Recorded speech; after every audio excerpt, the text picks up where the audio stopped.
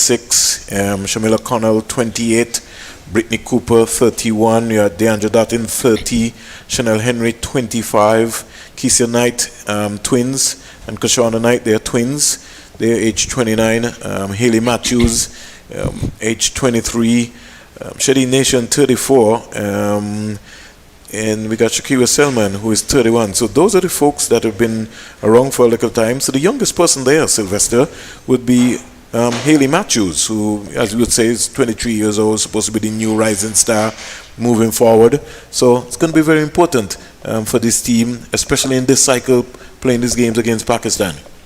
Yeah, most definitely. As I said, I've been together, most of the team, for quite a while.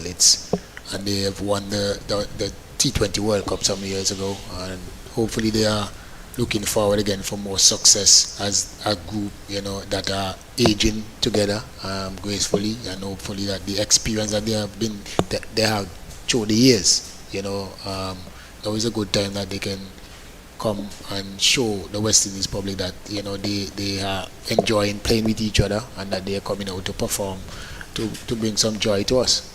Well, you were here and you witnessed the first game. The first game was the West Indies A team and the Pakistan A team. West Indies A team, they scored 96 for 8. Rashada Williams scored 33. She was the main top scorer. Pakistan, in reply, they reached 98 for 3 off 18.5 overs. Aisha Zafar, she scored 40 not out. Any little talent that you saw? And I know you would have seen a lot of talent, either batting or bowling, for the West Indies A team. Yeah, we saw a few of them, but I think the main thing is that we need more series, A-team series like these, to help them to develop. When you look at the Pakistani players, you can see that they are more mature, they are accustomed to these kind of environment and setting. But our players, they are still learning on the job, and only how they can really improve and get ready for the next level is by, the West Indies board and Cricket West Indies and the other boards, come in agreement and have these sort of A-team tours for them, so they can develop as quickly as possible. But the talent is there. It's just going out there and executing. You have to, at this level, we need production. We need to come at your best game and produce the goods. Because this up here is about performances, Springs. Good afternoon, Mali. Your thoughts? Good afternoon, Skip. Good afternoon, Springs. Good afternoon. I think from a perspective of development, I think we have a lot to be positive about from what we saw. Yeah, they only made 90 odd, gave away 16 extras, but it's a development tour, and it will take CWI to invest in these players going forward for us to really start reaping the rewards of having these talented women around and giving them an avenue of cricket to really make an impact. But I was actually quite heartened by what I saw. I was quite encouraged, with Williams in particular, the way she batted, the skipper as well. They really brought an intent and looked like they knew how to go about batting in 2020 cricket. The one thing I will say that was I think they can work on, and I think it was quite clear for everyone to see, I think the fitness levels. I think as they go along, these ladies will have to realize the fitness levels that's required at this level, in order to maximize your talent. Because yes, and even in Gajnabi's case, you can see she's a talented player, but even when she was batting, she ran out of steam at the end of her innings and couldn't really hit the balls with the power that she wanted to. So yeah, it's a learning experience, and like Sylvester said, you need more of these. You can't just learn this in the nets.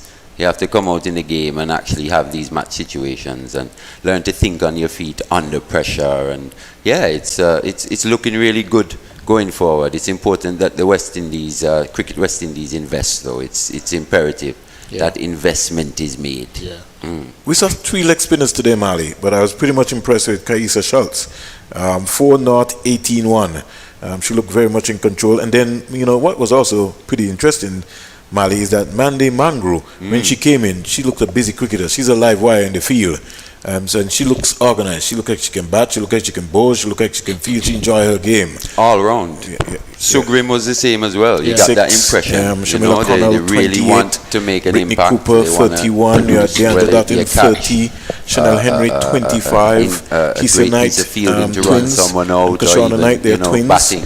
They're age 29. Haley Matthews, clear to see. age 23. Shady Nation, 34. Schultz, you got that from a and we got Shakira Selman, who is even 31. Williams, So those are the folks that have been around for a little time. So the youngest person there, Sylvester, would be Haley Matthews, who, as we would say, is 23 years old, supposed to be the new rising star moving forward. So it's going to be very important for this team, especially in this cycle, playing the boys against Pakistan. Mali Richards and Sylvester Bouncing Joseph. My name is Vernon Springer. As I said, I've it's been the together. CG Insurance T20 International Series, and we are just awaiting T20 World Cup final confirmation where the head groundsman will be able to hand over the Sir Vivian Richards Stadium facilities to the umpires, and once they get the clearance of that, then it will be the ball rolling. The game was expected to start at about around 2 o'clock. Rain delay here, some 23 minutes as they delayed the process. I think everything else is almost in place, and let me take some time out to salute the groundsmen. You were here and you witnessed the first game. The first game was the West Indies A team and the Pakistan A team. Would have been able to West Indies A team. They scored 96 off of the covers. Rashada Williams scored 33. She was the main top scorer. Pakistan in reply they reached 98 for 3 off 18.5 overs. Aisha Zafar, she scored 40, not out. And a little talent that you saw to get off. And I know you would have seen a lot of solid blue cover here at the Sir Vivian Richards Stadium. That in itself was a little challenge because we would know that the rain, the showers came down and it came down sharp and fast. But in the end, they got them off, and now the umpires are having a discussion. I hope we don't have any calculation and reduction. What do you think, Sylvester? We got to that level yet? No, I don't think so. Really improve a period, yes. I think it's about an hour. I think if you pull my regulations here, while you look into my regulations, I suppose boards right there, Sylvester the umpire. These sort of farmer. No, once you're an umpire, you're always an umpire. You know when you're a test player, you're just a test player. Once you're notice that, right? Qualified. Once you're qualified umpire, you always remain an umpire. He has the skill. Of course, that doesn't change. That really doesn't change. So for folks who've just tuned in, let me give you the West Indies team for today: Stephanie Taylor, DeAndre Dutton, Keisha Knight, Nisa Mohammed, Shakira Selman, Shauna Knight, Chanel Henry, Shamil O'Connell, Haley Matthews, Shady Nation, and Alaya Ali. Yeah, they only made 90 that is the West Indies team for today. But it's a development tour, and if I look on the screen, I hope that these players going forward for us to really start reaping the rewards of having these talented women around and giving them an avenue of cricket to really make an impact. But I was actually quite heartened by what I saw. Quite encouraged, some soil with Williams, I think in particular the way she batted, the skipper as well. They really brought an intent and looked like they knew how to go about batting in 2020 cricket. The one thing I will say that was I think they can work on, and I think it is quite clear for everyone to see, I think the fitness levels. I think as they go along, these ladies will have to realize the fitness levels that's required they'll have a discussion with Ryan in order to maximize I don't think, as Sylvester said, that any overs will be coming off based on what's happening. I think they'll be just excited. You can see she's a talented player, but even when she was batting, she ran out of steam at the end of her innings. Couldn't really hit the balls with the power that she wanted to. So it's a learning experience, and like Sylvester said, you need more of these. You can't just learn this in the nets. And ready to go. But the stage is set, Mali. Pressure, a little bit of pressure on the West Indies women's team. I wouldn't say that. I would say, from my perspective, though, obviously you want to see a DeAndre Dutton, Stephanie Taylor, and Haley Matthews. You know those players to be the stalwarts of the West Indian batting. But also, I'm looking to see if any other batters emerge. For the last few years, it's been mainly those three. I would say even Dutton and Taylor more so than a Haley Matthews. But those three players, we know what they can do. But I think at times what's let down the West Indian women in the past is just not having that depth going forward. And interested to see what the Knight sisters bring to this setup as well.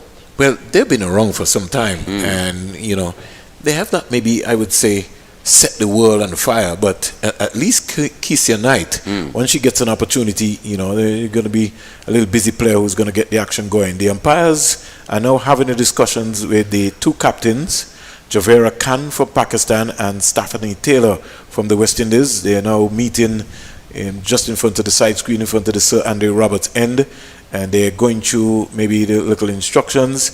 They maybe might be giving them their final piece to say, listen, we're going to look to start the game within the next 5 minutes. We're just giving the groundsmen some time to be able to clear off.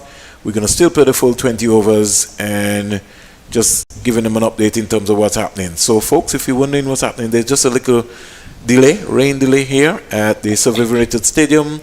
The captains are satisfied. The umpires have gone back to the dressing room, and the Pakistan team, Javera Khan is the captain. And just to give you an idea in terms of what's going to be happening, Javera Raf is also being the person who has also made the 11 today.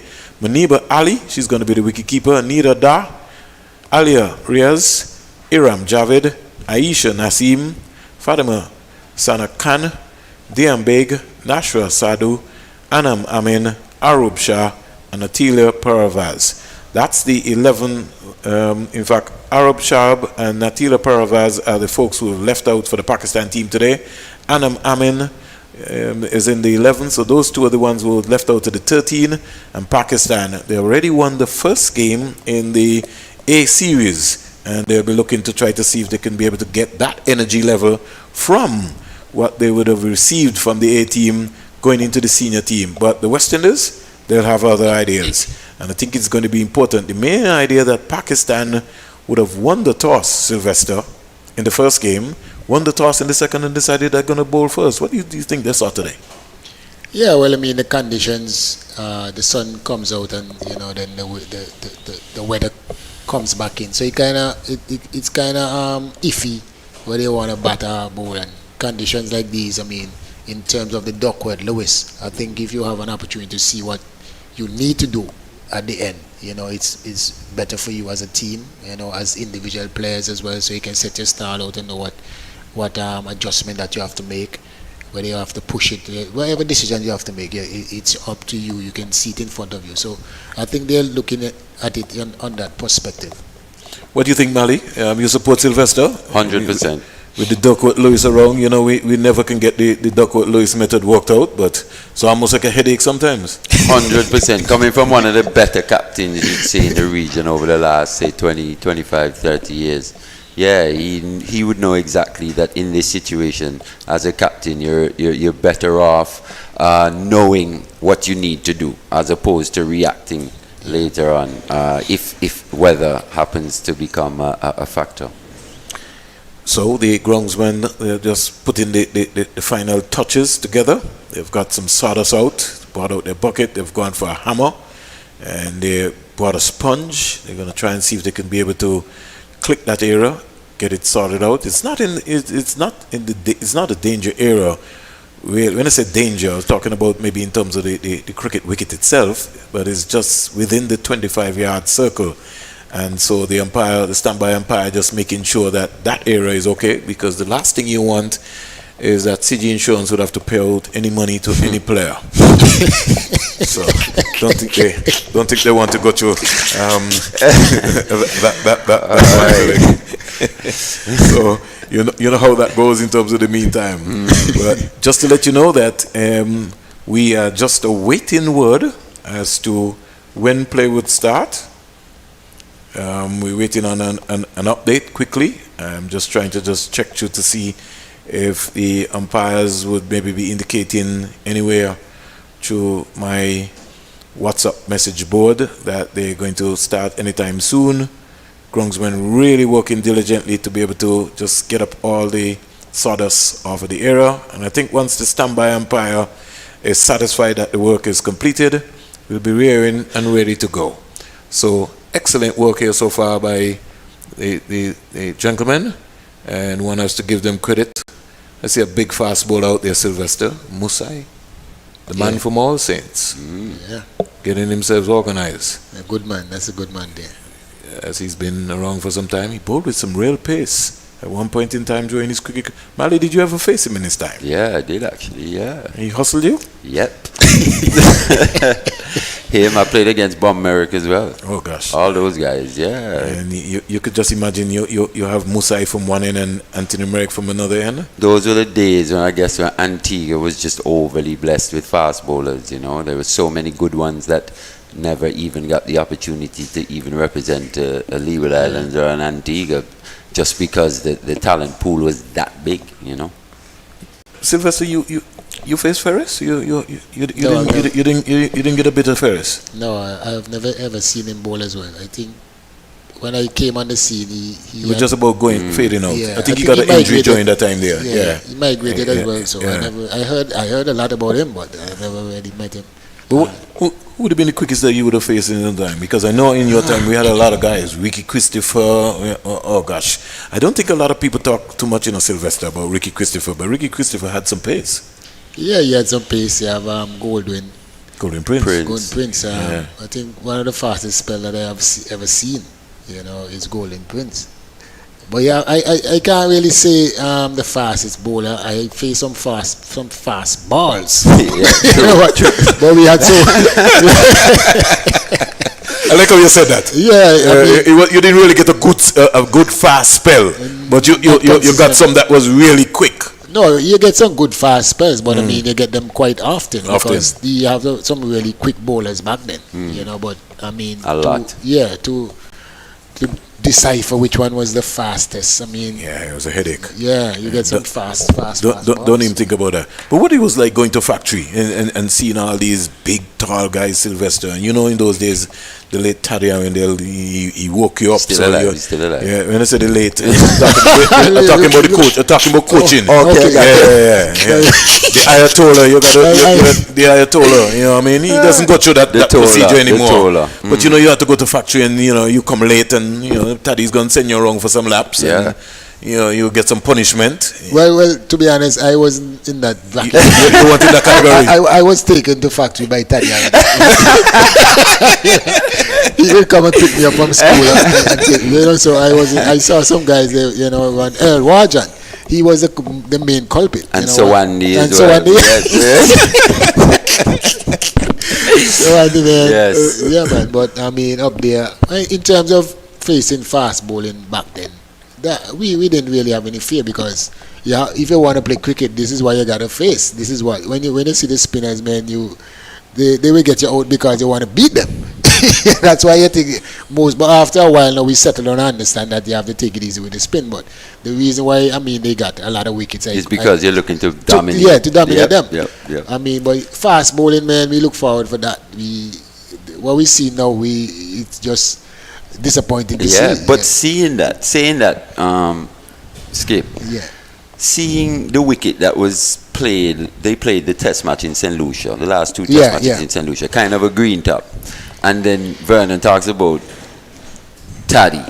And you remember, Taddy would prepare green wickets on purpose. Yeah. Right? So a green seaming wicket, and he'd give all the fast bowlers a new ball, and he'd tell them, don't pitch anything up. Yeah. Today's the day, all bounces to this guy.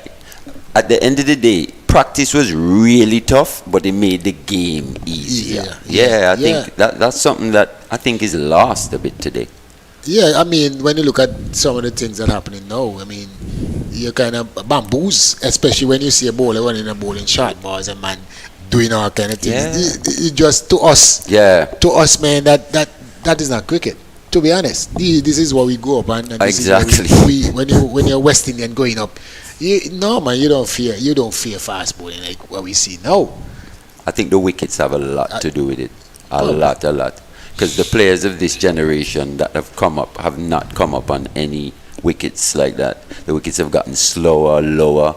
Spinners have dominated our regional competitions, and it's had a negative effect on how we actually play genuine fast bowling. Well, folks, if you're wondering what's happening, we're just waiting on the umpires. They are having another conversation with the Pakistan captain. As we look down on the Sir Andy Roberts end, it looks as if they're going to be coming out now, and we all set. Just to let you know that England women versus India women, they're playing in a 50-over series. England at the moment, they are 92 for 4 of 21.5 overs.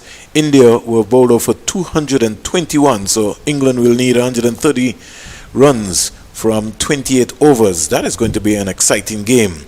And the Indians have hit back strongly in that women's one-day international series which is being played in England. And Mali, just for you, I don't know which English team that you back, but I'm not doing too well. I back Manchester United. Everton has appointed Benitez as manager. I'm a United fan too. Oh, you're a United fan. Man, Bouncing sounds like he's a Manchester City fan. Chelsea. No, the Chelsea. Yeah, he's a The Chelsea Blues. fan. I was just picking his brain. I was just trying to see if I He's could. European champion. at this point in He's time. a European champion. Yes, yes, sir. We're champion. We're champion. Champions League.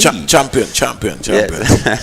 And then we saw also, just to give you a quick update as the umpires in today's game, it's look like Danish Ramdani and Verdin Smith, with Ryan King being the match referee. The Pakistanis, they've won the toss and they're gleefully coming out onto the field here at the Sir Vivian Richards Stadium.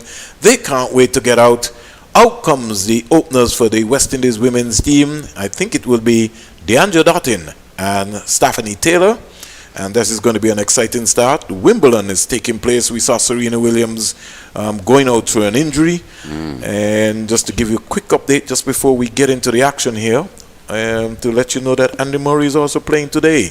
Mali, who are you supporting? Well, in Wimbledon? Yes. I'm more of a Rafa Nadal guy. Roger Federer, I know, is probably the greatest tennis player ever. But with Nadal not playing, I'll be going for Roger Federer this year. Well, Novak Djokovic, he got through in 3 sets. Yep. Yeah, Andy Murray takes the first set, 6-3 against Germany's Oscar Otte. So, hey, action is happening. Just to give you an update and keeping you busy, we're not. You said Benitez is the manager of Everton now? Yeah, just been appointed. Oh, what? Yeah. So that Merseyside derby will be fun next season, isn't it? Definitely will be Yeah, fun. man. Considering he was such a Liverpool legend. Well, listen, you know what is going to be more interesting, guys? What? If England win the Euros, then the next English football season is going to be exciting. Because remember they say they have the most top-rated league in the world. It is. Okay. Most All right. exciting. So we know what's going on. So, folks, we're here. Ready, rain and ready to go. And Pakistan, we really have to give them some credit, Sylvester and Mali. Their Prime Minister Imran Khan has done an excellent job, got a number of stars from around the world, including Sir Curtly Ambrose, Sir Viv Richards, number of folks, Greg Chappell and those guys, to come to Pakistan and said, listen, you got to come back and support Pakistan cricket in a very big way. And they're off and running because we have the Pakistan women team right here in the Caribbean, ready and ready to go. So we're just about to start, Sylvester. But you're not mentioning the biggest Pakistani West Indian at all. Who's that? Darren Sammy. First up, delivery. Honorary. So we have a situation here where there's a change because Hayley Matthews has come out with Deandra Dottin, and Hayley Matthews, Sylvester, when you check through her stats in T20, some 55 matches, 986 runs, she stands up to a good length delivery here. You sure that looks like the captain? What is she? I don't know. She shapes like a captain. It's Hayley Matthews. Okay. Yeah, Matthews. Hayley Matthews is a little taller than Stephanie. Yeah. So we know what's happening, and we wait for a little while. Left arm spinner, Pakistan starting with spin very early o'clock, bang on target, and you're just making sure that she can't score. Just about, Sylvester, just going to be able to just pull up the bowler's name very quickly for you so that you'll be able to get that one sorted out. Number 46, starting here. And Amin, left arm spinner, goes back and cut the Ambrose, and here is Matthews back and looking to punch that. There's a little mix up right here. Could be trouble, and Dottin almost got herself run out. In the end, they got the run from an overthrow. So Sylvester has already indicated that the Pakistan women's team, they're brilliant in the field. They're like live wires, and they just keep surging onto you all the time, keeping you going. Matthews off the mark, she's won, and almost, if that player had picked that ball up and hit the stump, it would have been curtains for DeAndre Dottin. Dottin now taking her guard from the umpire. Looks as if she wants a middle stump guard. Am I right, Dottin? Bungs in, or she wants an off stump guard? It looks like she's on off stump. Wow, this is going to be interesting. She was the first woman T20 player in the world, Bongsin, to score a T20 century at Warner Park. I witnessed that against South Africa, 2010. Wow, Trust me. History. She hit the ball all parts of Warner Park, and you know Warner Park is a lovely outfield, right? And trust me, she took on everybody there on that day. Very special moment. I'm in to bowl to Dottin. Dottin is out. Ball. Oh, she dropped it. That was a sitter, Sylvester. She can't believe it. Dottin casually playing back, more or less a light flighty delivery, and for a moment we were about to celebrate, and all of a sudden the ball hit the grasp, and Dottin lives to fight on. Sometimes you need that sort of luck, Sylvester. Well, the first delivery, like she hasn't settled yet. Yeah. Here's Dottin just back and looking to turn this. Can't beat the fielder short mid wicket. Pakistanis have come up with some sense of purpose. So Dottin almost, in the first over, all action happening. Almost had a run out. And then all of a sudden she got dropped on her first legal delivery that she faced. She's now saying a word or two to Hayley Matthews, saying, well, listen, today's going to be my day. One without loss, the end of over number one.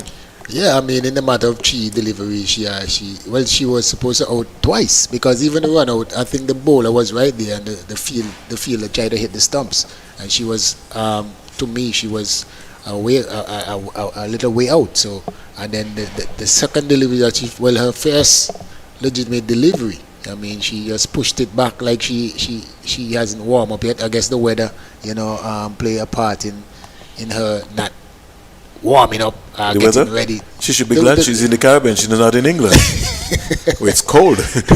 She's got a switch on here. This is lovely weather here in Antigua and Barbuda. She'll be smiling. Yeah, but it's kind of difficult. I mean, remember they went through all of the warm up and then and then had to cool down to come down again. Yes, certainly. So Baig now will start for the Pakistan team, and she will, medium pacer, will move in now to bowl to Hayley Matthews. Hayley Matthews is driving, looking for a single. And these two, you almost look like they're going to be a candidate for a run-out sort of situation, because they're two busy players. They're going to want to be going all the time. So they're going to have to be mindful about the challenges that lie ahead here, bouncing. Sylvester, Baig into a first over, medium pacer. Looks as if Hayley Matthews, Sylvester is batting around about leg stump. Yeah, from our standpoint here, Baig comes in now to bowl to Matthews. Matthews is whipping this beautifully out to the deep backward square leg fielder, and we'll get one run. And it's a lovely throw right into the wicketkeeper, who comes around nicely and just picks it up. So the score goes up to 2 without loss. Dottin, who is on naught, now comes into strike. Wicketkeeper is Muniba Ali, wearing the number 17. And Sylvester, Pakistan did start with a slip, but they've now pulled that out, that slip fielder out, and they're more or less bowling to a very strategic field, a 6-3 field, and maybe the sort of length that Baig is going to bowl. Diana Baig is going to be pretty interesting. In now to bowl to Dottin. Dottin driving beautifully to cover in the air, and that rackled away for 4. She hit that ferociously, Sylvester, 6 without loss. Well, I guess that woke her up. The job catch woke her up. She realizes now that I'm at Saviv, and I'm playing for the West Indies team, and we're playing against Pakistan, and I'm ready for it now. I'm up and ready. That was a magnificent shot, a bit aerial, but it was a fair way away from the fielder. I don't think that the fielder had a chance really, with the immense power that she possesses. 6 without loss, and that was really hit with some tremendous power. The fielder, third man, has now come into the 30-yard circle. The short third man, Baig in now to bowl to Dottin. Dottin back and punching it, and they seem to got a strategy in terms of the length that they're going to bowl to Dottin. Now, one of the things that I've found out, Sylvester, in terms of when you bowl into Dottin, when you bowl a back of a length, if you realize just a while ago right there, she doesn't really move. She still stands up there and look to punch the ball. And so if you realize the field placing from the Pakistanis, they're trying to force her into that area so that it cramps her. Yeah. And the fielder just a while ago almost gave her an opportunity. She got a single. She's up to 5, and the score is 7 without loss. Diana Begg moves into bowl to Hayley Matthews. In now to bowl to Matthews. Back of a length short. Can't score. There's a strategy. Dottin is coming out of her crease. She had to get back very quickly. And there seems to be, because they've played so long, the video analysts would have done some work, Sylvester. Yeah, of course. In this day and age, with all this technology, I mean, no one go unnoticed at these times. And, Don't get away at all, Sylvester. And these experienced players, I mean, they know a lot about them. They just have to come and execute. That is the biggest thing, is the execution on the day. Diana Begg glides away past the umpire, now the ball to Matthews. Matthews is looking to stick a single. That is suicide. And for a moment there, Sylvester, that was pretty close there. I thought that the ball, especially on the track, raced away to the short mid-wicket fielder. And we look at that one there. Had she picked up and hit the stump direct, I think Matthews could have been in some trouble. Yeah, I mean, as Barrington Levy says, they are living dangerously out there. I mean, that was a close one. I don't think that, that one was necessary. They are too high risk, but she got away with it. So, she lived to fight another day. But you can see that there's a bit of a nervy start here, Springs, a bit of jiggery, a few close, calls in terms of the run out, a few misfields as well from the Pakistani players. So I guess, this is the real stuff now. And basically the practice game was before with doing the 8 teams. So this is the real one now. So everybody trying. This is a lovely shot. Here is Hayley Matthews opening up her shoulders, one bounce into the wide long on area, down to the boundary for 4. And flighted delivery, lovely flighted delivery there by Anam Amin. And Hayley Matthews is with a check drive, more or less. Didn't go right through with it. Had she maybe gone through with it, Sylvester, it might have sailed all the way into the scoreboard area. But good cricket shot. Kept her shape nicely. She goes up to 7, Dottin is 5, score is 12 without loss. The fielder now goes right back onto the boundary, so they've got 2 fielders out onto the leg side. You've got a mid-wicket and a long on. Every other fielder is inside the 30-yard circle, no slip at all. And Amin will start now to bowl to Dottin. Not Dottin, but Hayley Matthews. Matthews is back and looking to crack that. Now, I don't know how you feel about that, Sylvester, but you realize that Matthews was pulling away rather than getting in line to be able to look to find the gap, and because of that, we sort of restricted her in her stroke play. Yeah. She's batting at leg stump, so it sometimes maybe even makes it a little challenge for her. Bang on target, and again they look to get a suicide single, and the fielder there for the short mid-wicket running in to be able to cut that one off. I understand the concept, Sylvester, of trying to take singles, but at the same time, I just feel a little softer hands would be better. But they will tell me that they're out there. I'm in a chair here looking at a far distance from them, maybe about 110 meters. Yeah, I mean, they're out there to make those decisions. When they're out here, everything's look. We can say we are the best spectators. Armchair critics, as they call us. Okay. 13 without loss. Dottin is 5. Matthews is 8. The West Indies, their current run rate is 4.88. You're off to a good start. I want to say good afternoon to all the folks in St. Vincent, St. Lucia, Dominica, Grenada. Bang on target here is Dottin sweeping this one out to fielder. Good aggressive fielding there. A mid-wicket fielder coming around. And a good one bounce throw into the keeper. Dottin goes up to 6 and the score goes up to 14 without loss. 14 without loss. Amin into her second over, not for 7 so far. Folks who are following us via the West Indies YouTube channel or in Pakistan will be following this coverage. Thanks for linking in and listening to us. And if you're in Antigua and Barbuda and you want to come to the game, you have to be fully vaccinated. Just come up to the Sir Vivian Richards Stadium and witness women's cricket, international cricket in its glory. Here is Matthews just working this one down to the short fine leg fielder, and she'll get a single. So she did get a little nick onto that. Over number 3 completed. The score is 15 without loss. 15 without loss.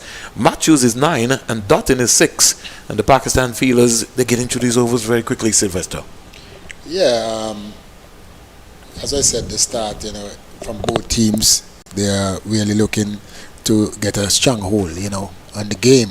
But we look at the singles like a bit risky. But even the previous game, you can see the batters they understand each other. So as soon as they call for the single, they go through. There is no stuttering. If you know what I mean, Spring. So I got you. Yeah. So they just running through, and it's difficult for.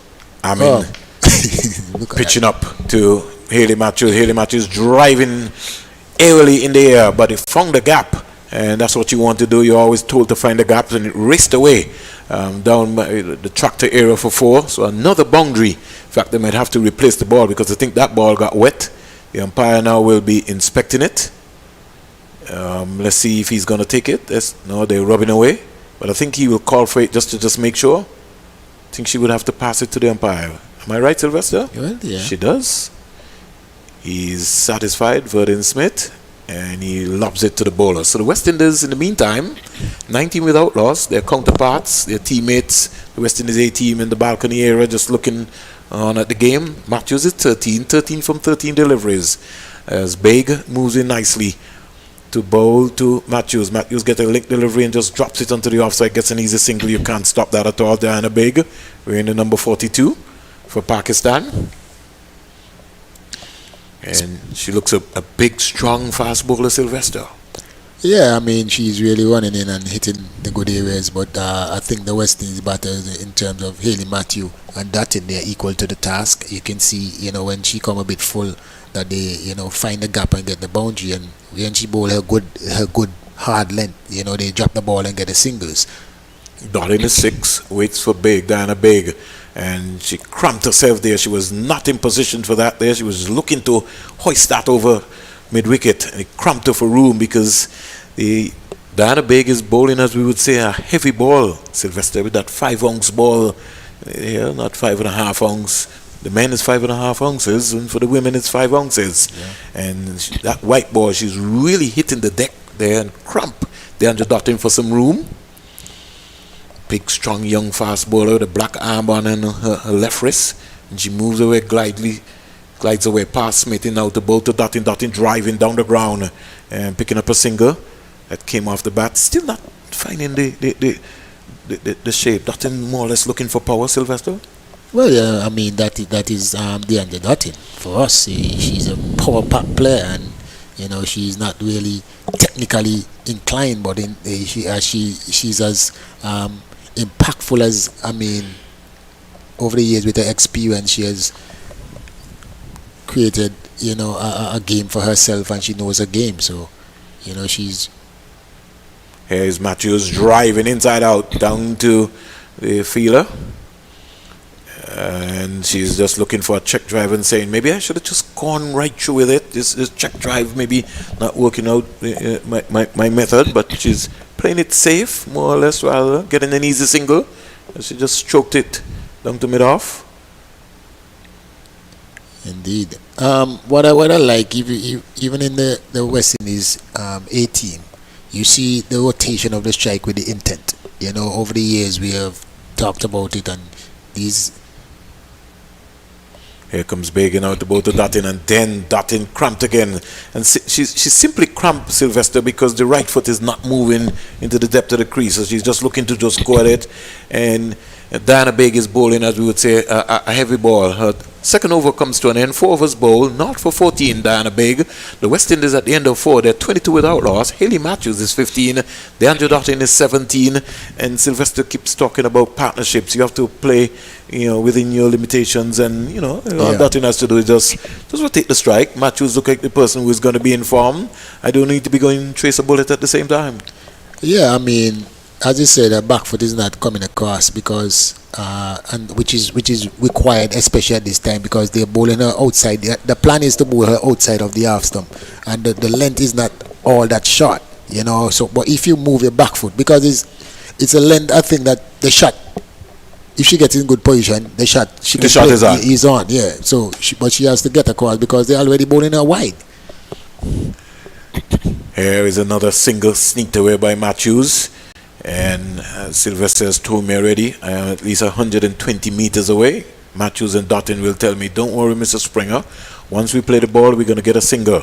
So the Pakistanis are going to have to work to run us out here today. Matthews goes up to 16. Dottin is on 7. She comes in to strike. And we have Anam Amin, who is into her third over. So Pakistan has a different ploy as compared to the West Indies and Pakistan A game, which took place a little earlier. Left arm spinner, out the boat, and Dottin is coming down the wicket now and hoisting that one. Is the first maximum of the game. That's gone all the way past the CG insurance sign. The Kennedy's bar is not open today, and it's gone for 6. So the first 6 of the game, Dottin flashes up to 13. Hayley Matthews is 16. Yeah, good committed shot. Yeah, she came down the track, and the ball was basically a leg stump, and she swung it over. The backward square mid-wicket area, and a well complemented 6. But the positivity of these two, you can see the experience as well, knowing each other over the years and growing together. And even the singles, they are communicating well together, Springs. Certainly. Good start so far. 29 without loss. Starts, goes in out about the Dottin, and Dottin missed out on that one. Just as Sylvester says, there could be trouble here, and the Pakistan fielders did not pick the ball up.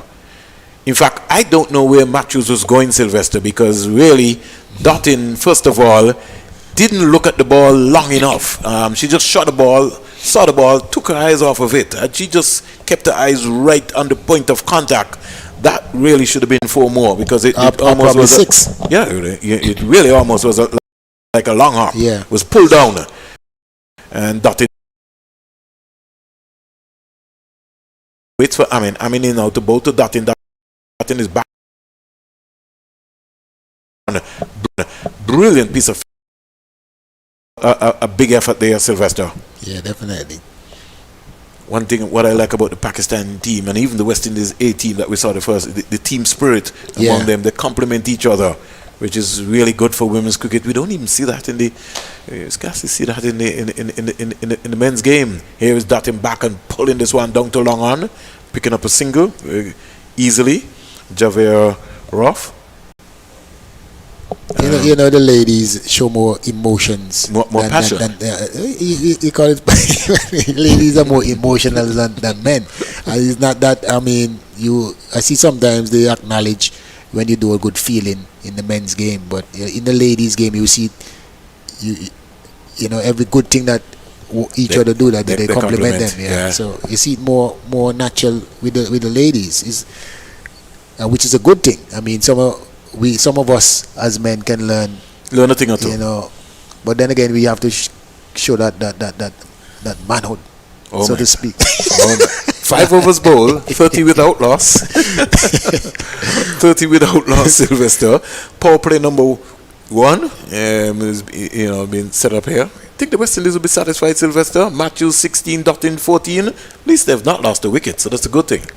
Yeah, but I think that the Pakistani team would be disappointed because they created a few chances and they never just never nailed the goalpost. Yeah, but especially with Dottin, when you have an opportunity to get her, you have to take it because she's very, very dangerous, and the longer that she goes on, is a more dangerous she gets. And Hayley Matthews, she's in good forms in the practice game. I think she scored 100, and she's looking good so far as well, hitting the ball nicely. So we have a bowling change, Sylvester, and there seems to be a ploy by the Pakistan team. They bowl the medium pacers, medium fast bowlers from the Sir Andy Roberts end. We have Fatima Sanakan, yes, coming in, and she's a little shorter than, as we would say, and the fast bowler before, big. And let's see, what Sana can produce here. Shortened name, Pakistan with more or less what we could say, Sylvester, 6-3 feel, trying to put some pressure on the West Indies. Here is Dottin hoisting that over mid-off, down to the boundary for 4. So once it's in that zone, Dottin is going to bring out the long hanger, and the long hanger came out there, took Dottin to 18, and the score goes up to 34 without loss. Matthews, the non-striker, is on 16. Yeah, well, That's why they wanted to get that in out early, because she makes a name for herself already in international cricket, and she's a no nonsense player. And if you bowl in her area, she has this positivity about her. Wait, and she's back and punching it. Another good length delivery right there. They're applauding the young lady, Sana, for being able to just get that on the track. And one of the things you could see that they're trying to work on, Sylvester, is to bowl that in back of a length, more or less between middle. Bowler was equal to the task, but that shows her experience and her confidence, that she knows that she's not there, and she can open up her face and put it over the short fielders in the offside, which is good. So I mean, she's been deceived a bit, but she know how to make the adjustment. Yeah, she made the adjustment pretty well. Sandu, left arm spinner. You tried a couple of things, Sylvester, bowling some off spin. You got a number of people and still continue to get wickets. Here is Hayley Matthews trying to get a little fancy. It sort of kept low. And she maybe wanted to just work it into the leg side area, more or less by the umpire square leg area, and pick up a single. Dot ball.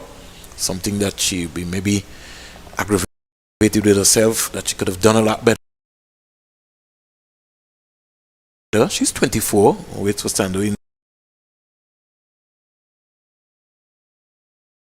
Now the ball to her. Hayley Matthews is driving it.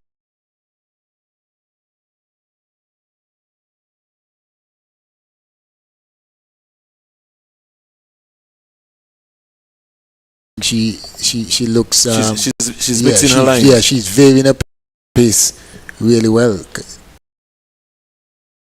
She's gonna be in now to bowl to Dottin, and Dottin to the ambulance. 6 more to the Andrew Dottin here at the Sir Vivian Richards Stadium. 50 up for the West Indies. 51 without loss of 7 overs.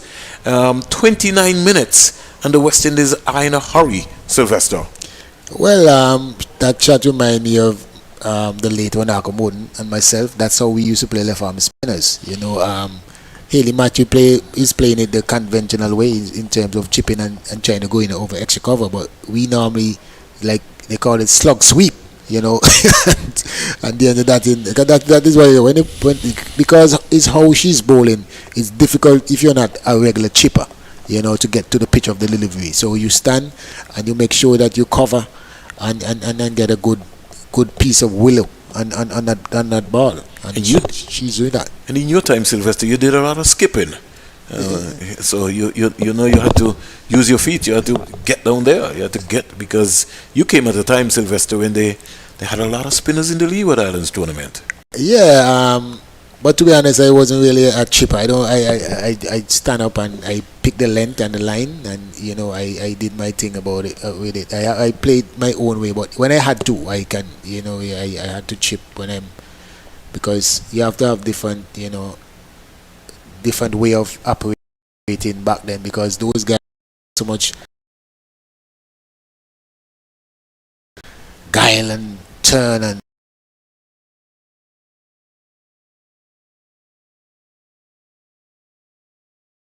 that when it's there to hit in my zone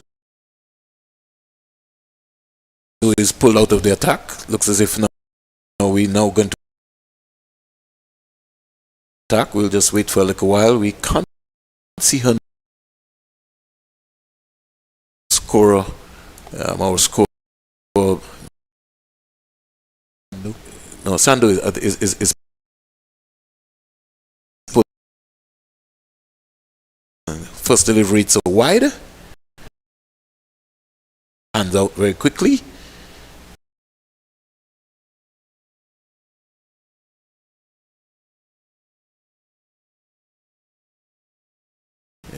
We've still not been able to pick the number up. That's something that I'll have to find out for you, Sylvester. So Dar has started. She started with a wide, and she's really one of Pakistan's season. I think she was here for the World Cup. She was, yes. Yeah, So she's been around for some time. We wait for like a while. As she comes in now, sort of Shoaib Malik action, more or less. She's not as tall as him, but you jump and makes you have to think and you have to wait with the patience. Dottin is 26. She's facing Dar. Dar comes in now. The ball to Dottin. Dottin is getting a little fancy, getting across the crease right there and just paddling this one around into the vacant fine leg area. If they're good enough, they could be able to come back for 3. Haley Matthews is coming back very quickly, and they get 3 runs. So good positive running, good positive cricket there, and good innovation there from DeAndre Dottin. And they applaud each other by recognizing the major contribution there, Sylvester. Yeah, definitely. I mean, these are the shots, and they are not really highway shots. These are the stuff that you need in order to keep the strike rotating. Picking up the singles, and Marley alluded to the fact that some of the A-team girls need to get fitter. But when you look at these top players, you can see the fitness is there. Dar is in out the ball to Matthews. Matthews is driving inside out.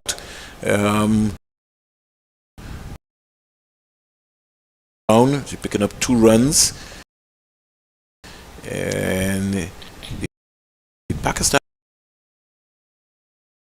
is a little bit more fuller. Yeah. To Haley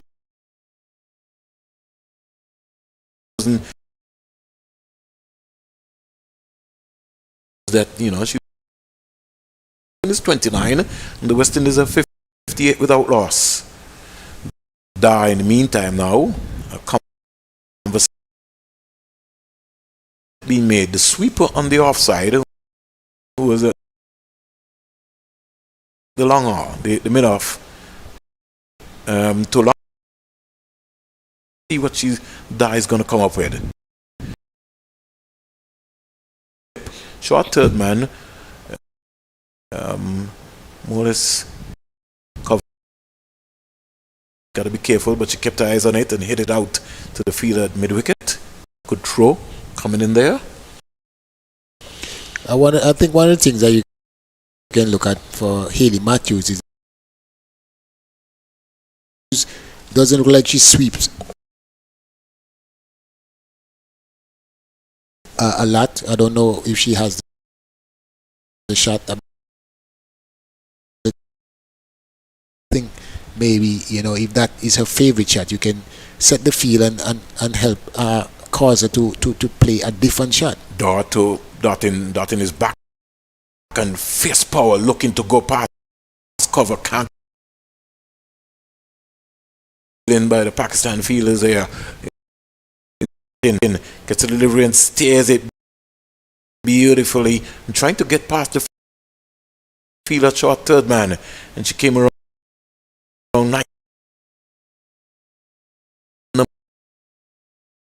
60 without loss. DeAndre Dottin is 30, Haley Matthews is 28, and cost them 9 runs. Yeah, a good positive start here by Dottin and Matthews. As we know, they are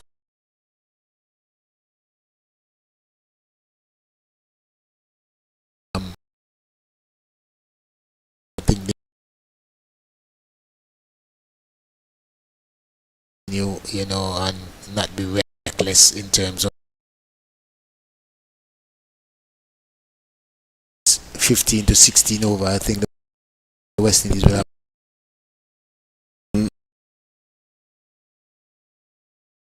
And sponsored by CG, collaboration between Cricket West Indies and the Pakistan Cricket Board to have the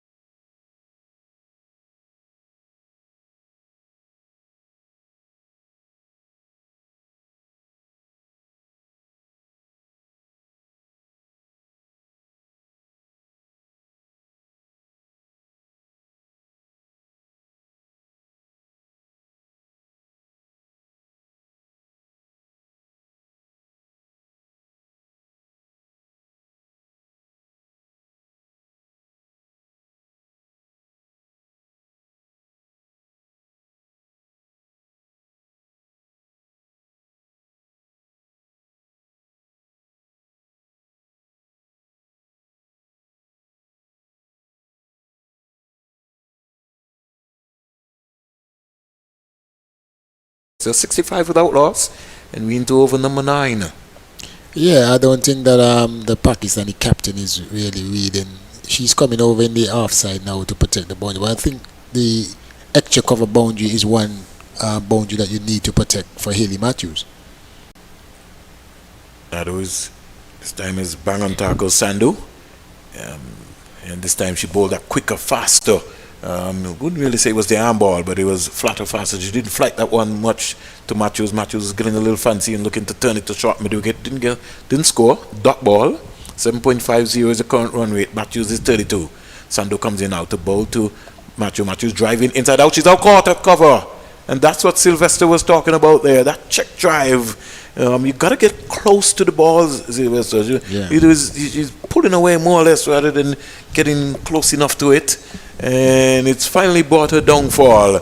Pakistan strikes. Hayley Matthews goes back for 32. She, by her standard, will be very disappointed because she got a start. She's in good touch. And she's maybe saying to herself, maybe could have maybe been a little bit more circumspect to that one, get a little closer to that delivery. But West Indies have lost their first wicket. And Hayley Matthews goes back for 32. Yeah, and I mean, this is the third delivery that we saw her chip down the wicket, and she didn't reach to the pitch of the delivery. The first two, she got away with it in the previous over. And she should have realized that she has to make the adjustment because Sanju is really bowling and varying her pace, and her flight, and she's not getting to the pitch. So I think, that was a high risk shot in my opinion. The ball before that was a bit shorter. She stood on her back foot and punched it to cover for 4. So she should be a little more circumspect, especially to the flighted delivery for Sanju, because she was on the ball. She's bowling pretty well, especially that delivery. Even notice with Datin does not chip to her. She played when she flights it, Datin will play the slug sweep. But Hayley Matthews does the opposite, and that created her downfall. Easy catch there by Javid. Iram Javid taking a very comfortable catch. And in international cricket, you'll be very much excited when you pull up a catch like that. Out comes the West Indies captain, Stephanie Taylor, batting at number 3. She's not faced the delivery yet. We'll wait for Sandu, the left arm spinner, a little open stance. And Matthews is back and steering there. She's off the mark straight away. She'll get a couple of runs right here. Didn't score a lot of runs in the trial games, the practice games for the West Indies, but you could sense that she always looks good. She technically is a good player. 66 for 1 at the end of 67 for 1 at the end of over number 9. Taylor is off the mark with 2, and the Andrew Datin, who's still there and will face the next over. She's 31 from 25 deliveries. Well, technically, I mean, the captain Stephanie Taylor, she's the best player that we have in terms of batting. 108 T20 international Sylvester, 3,062 runs. She's not scored 100 at that level yet. High score is 90, average of 36.02 with some 94 wickets to go with that. So she'll be looking to get 100 wickets during this series. But 108 international T20s is a lot of games, Sylvester. Yeah, well, she's a class act. She's a star, an icon really to the younger cricketers, and even some of us, that watch cricket and cricket lovers in the Caribbean. She has done us really, we are proud of her and the way that she handles herself through the years, captain, and in difficult times as well. But she continued to produce some good scores and so on, and hopefully that this series that she can get some runs on her belt, because I think she's a very, very good player. Da will start and comes in now to bowl to Datin. Datin has to bat the entire 20 overs in time. She gives her hand away. Just as I was talking about it, Sylvester, pulling away, not tight enough. And West Indies lost 2 wickets that they needlessly not needed to lose, Sylvester. There goes Datin on her way back to the pavilion. Perfectly set up, good change of pace, just as what Sylvester was talking about. Got to be a little bit more circumspect. And Datin pulling away there, hitting the ball in the air. And finally, going back into the pavilion, the West Indies losing 2 wickets, Sylvester, inside 3 deliveries. Yeah, and it's the two set batters. I mean, you have to consolidate, especially when you just lost the wicket. And I mean, 2 balls in between or 3 balls in between. And that one, I think the ball was very short, and she has enough time. And it's just the execution and not finding the gap, hitting the ball. If you're hitting the ball in the air, you gotta find the gap, go over the top. But those are the areas that you can see that the Pakistani bowlers, that's their plan to bowl to to that in, especially just back of the length outside the off stump. Because you see they have a wing of fielders on the other. You have extra cover, point, and then you have a man behind of point, a lady behind of point. So that is exactly the area that they plan and bowling her. You can see that from the onset. Excellent catch there by Diana Baig, sending back Deandra Dottin. So the West Indies will have to consolidate 67 for 2, and really no real need for them to be able to be trying to give their hands away. We wait for a while as Dar comes in now to bowl to Knight. Knight comes quietly forward. Kanisa Knight has just come in.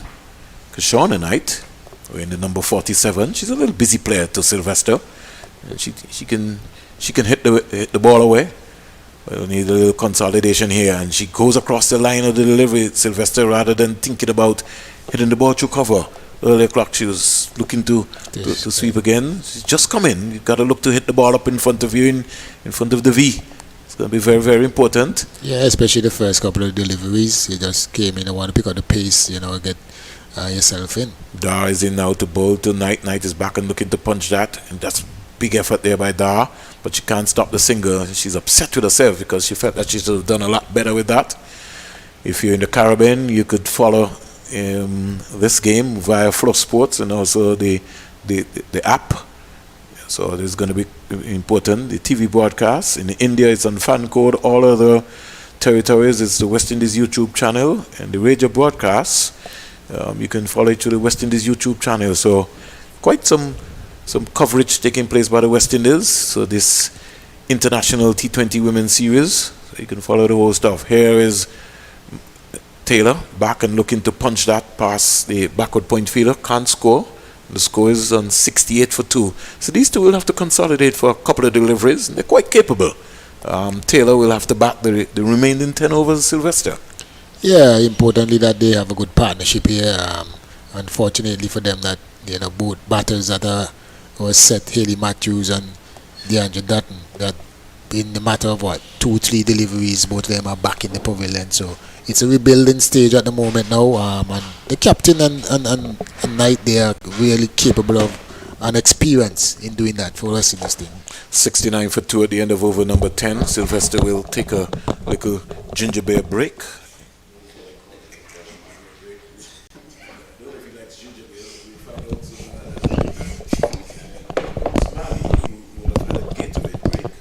Oh, I'm actually looking forward to my Vitamalt break. I'm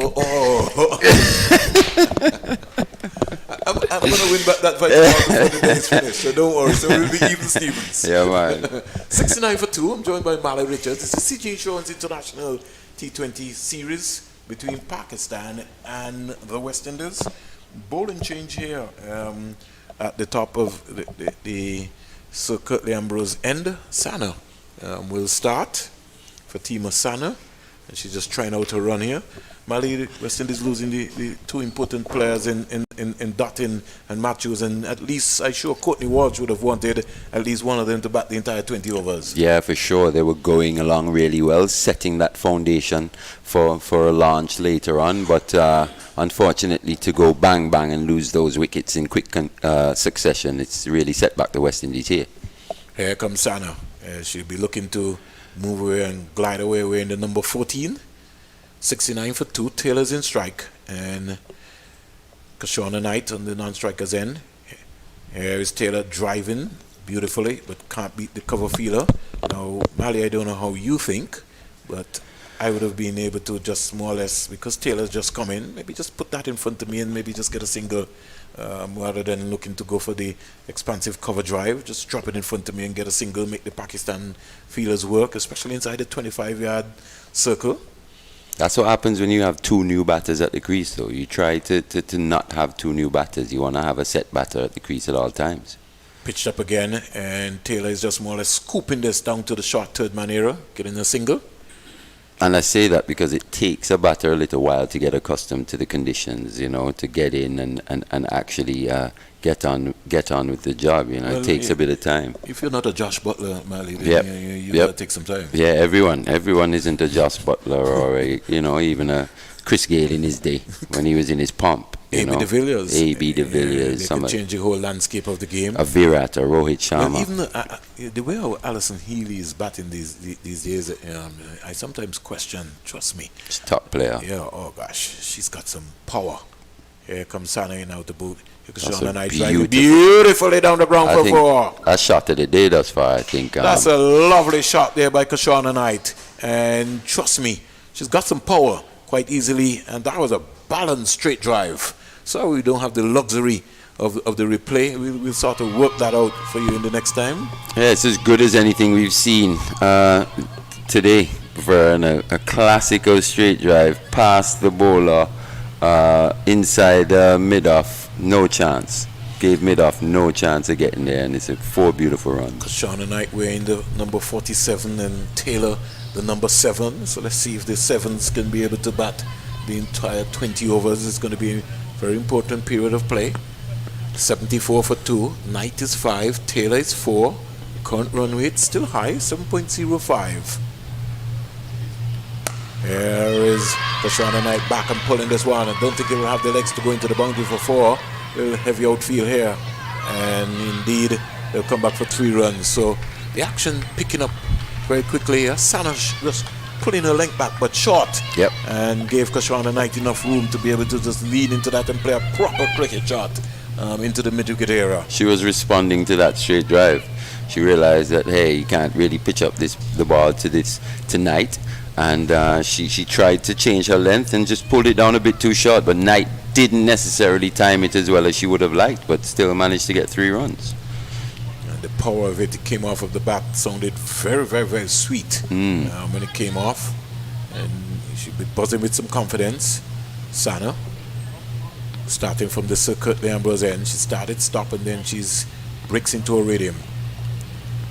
Comes up now, in out the bowl to Taylor. Taylor comes quietly forward. She would have heard us, Mally, and she got an easy single, and in fact was just about to think about a second one, but backed up a little bit to put the brakes on.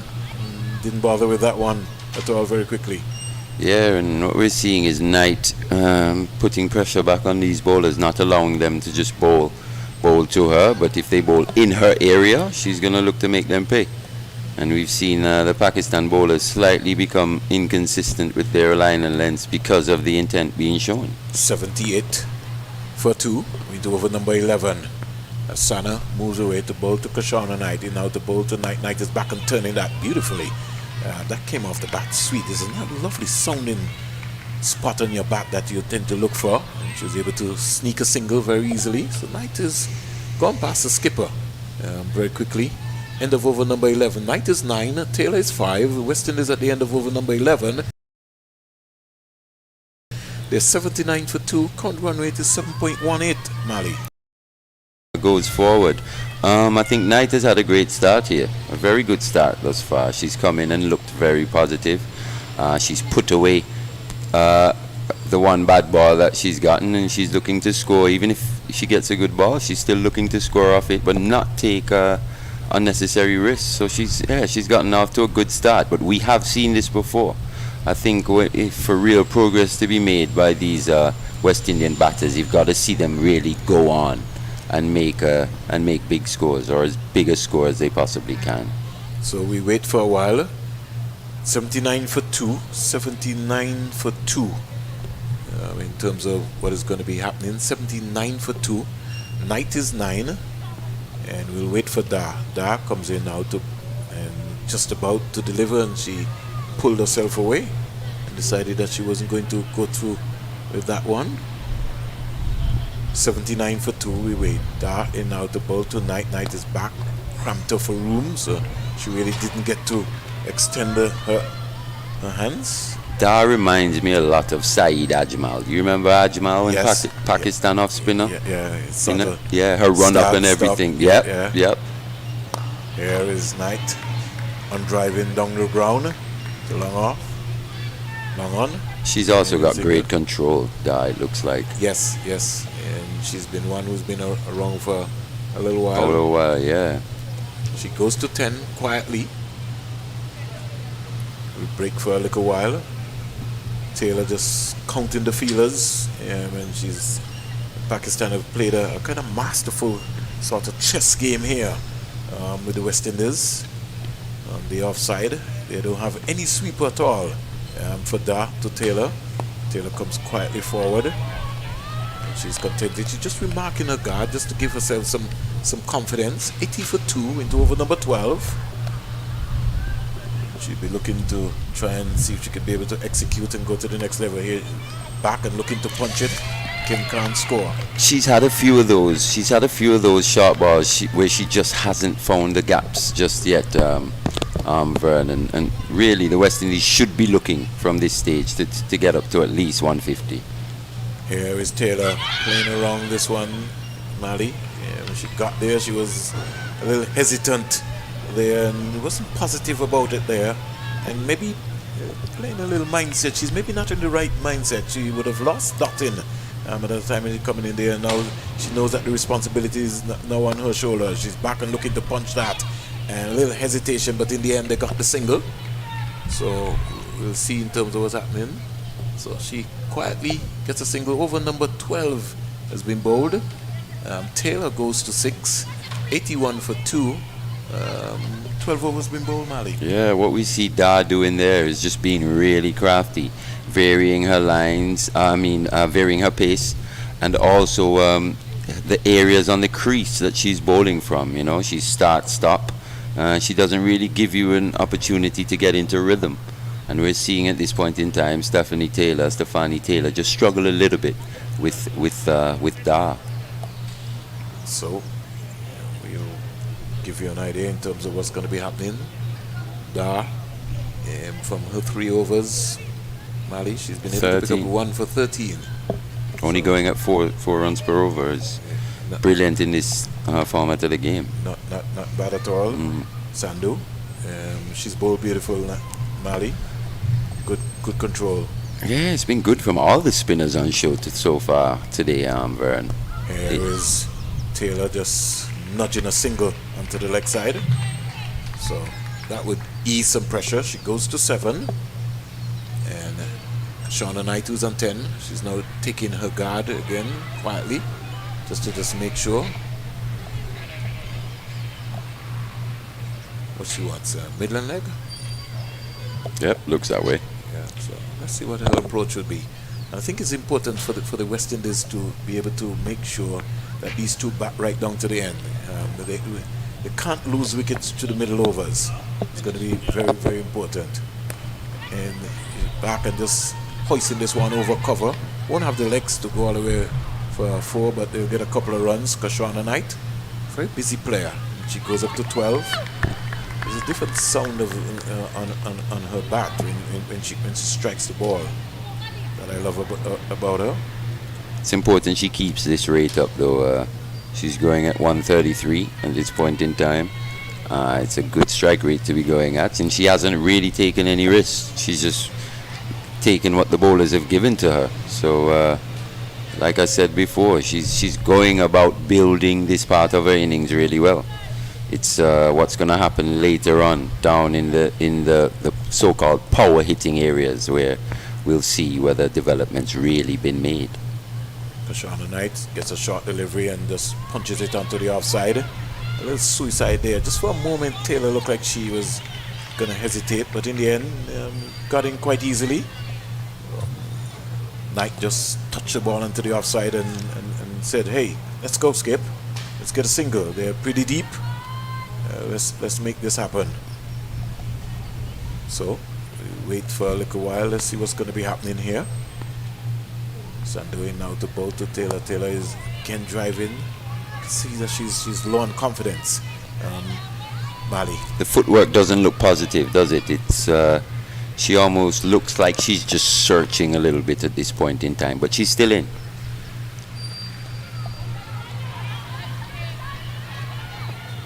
And just being able to pick up a couple of runs there. I don't know if she's injured, Mali. I don't. You see, when she went back there just a while ago, there seems not to be this big sprint going back there. But maybe she's just being casual. At this point in time, you don't really get the positive intent from her body language, but that can change. Certainly can. Back and punching onto the outside. Okay, yeah, I see what you're saying. She's running a bit gingerly. Yeah, yes, and something just not right there. I don't know if it's her left hamstring or calf or something, but she got 2 runs in the end there. So Taylor quietly goes up to 11, Knight up to 13, and the score at the end of over number 13, they are 89 for 2 the West Indies. Mali feels that the West Indies stand a good chance in trying to get anywhere over 150. They should be looking to get to 150. Being 89 for 2, they would have wanted to possibly still have a Matthews or a Dottin still in, knowing that they're also power hitters. But not having them there at the crease with Taylor and Knight, who started really well. With 7 overs remaining, 42 balls, I think the West Indies should be looking for at least another 60 or 70 runs, which would take them pretty close to 150 or above it. Good positive shot from Shauna Knight. Dar comes in again out to both. The Knight is bringing this one down into the area. And just to let you know, Mali, Dar has picked up 100 in this game. 100 T20 wicket. Yes. Congratulations to her. You can see why. And she's joined the group in Anisa Mohammed 120, Elisa Perry 115. How many games has she played? I'll get back to that in a little while for you, Mali. Dar has been really one of Pakistan's outstanding cricketers for some time now. Comes in out to bowl to Taylor, and Taylor is looking to play a little bit inside out right there. They're going to come back for 2 runs quite easily. Could have got 3, but Taylor gingerly just moving around at it in terms of what's happening. That was a good illustration of just what Dar does so well. Taylor coming down, the ball not being there, varied her pace really nicely. That one she flighted, and it did her in the flight, and just managed to get an inside edge on it though. This is Dar 106 game for Pakistan. Okay.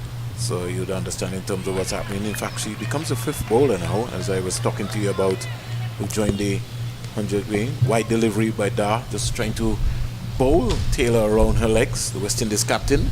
Taylor's 11, 92 for 2. Dar is into the 14th over. Good flighted delivery. Oh, that was flatter faster. She had to pull that one out. And a slight bit of turn there. Yeah. Lisa Perrin wicket. Shabnan Ismail with 110. And Anya Shazbol with 102 wickets. Of course, the 100 mark at this level. So we say congratulations to Dar. He's back and trying to get a little fancy. A little cautious. Got to be careful. I think she's got to up her energy here, Vern. 93 for 2. And she plays around the line of delivery there. Taylor, people like before. She's out like before. There's no review system here. And Taylor got frustrated. Mali Richards came down the wicket, played right around it, a strict delivery. And up went the appeal. And Vernon Smith raised his finger. Dar picks up another wicket. She goes to 101 wickets now in T20 International for Pakistan. We say congratulations to the young lady. So far, 2 for 15 from her 4 overs. What a spell by Dar. Big wicket for Pakistan there. So now we've got the 3 most experienced, or if you want to say the 3 best West Indies, is that the West Indies now need to prove that there's some progress going on in this setup, whereas someone else now has to come to the fore. We've seen Knight. She looks like she's able. Not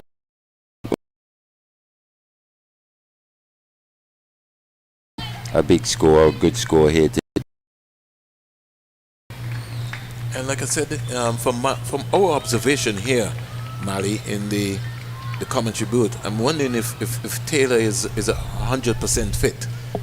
She certainly didn't look that way in her running. No, it didn't look that way all around, just in her body language. It just didn't look like she was 100%. And it seemed to have an effect on how she went about her innings here today. Shady Nation, looks like the new player would be coming out. And number 46 in Amin comes back, from the circuit, Leambro's end. Nation would have, been around from Jamaica.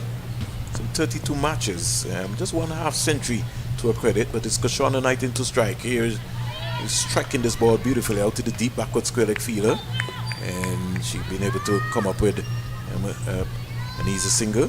She has hit the ball quite cleanly from ball one, hasn't she? Yes, and you could hear it. Makes a different sound off the bat. Yeah, for sure. She's got some power this night. She is a power pack player, and she's pretty busy. So this is going to be impressive. Her sister, who is the wicketkeeper, Keisha Knight, maybe to come next, but they've decided to go for Nation right-hander. And could this be her day? She has maybe 6 overs to maybe make this happen. Shady Nation. And she's driving beautifully down the ground, picking up an easy single.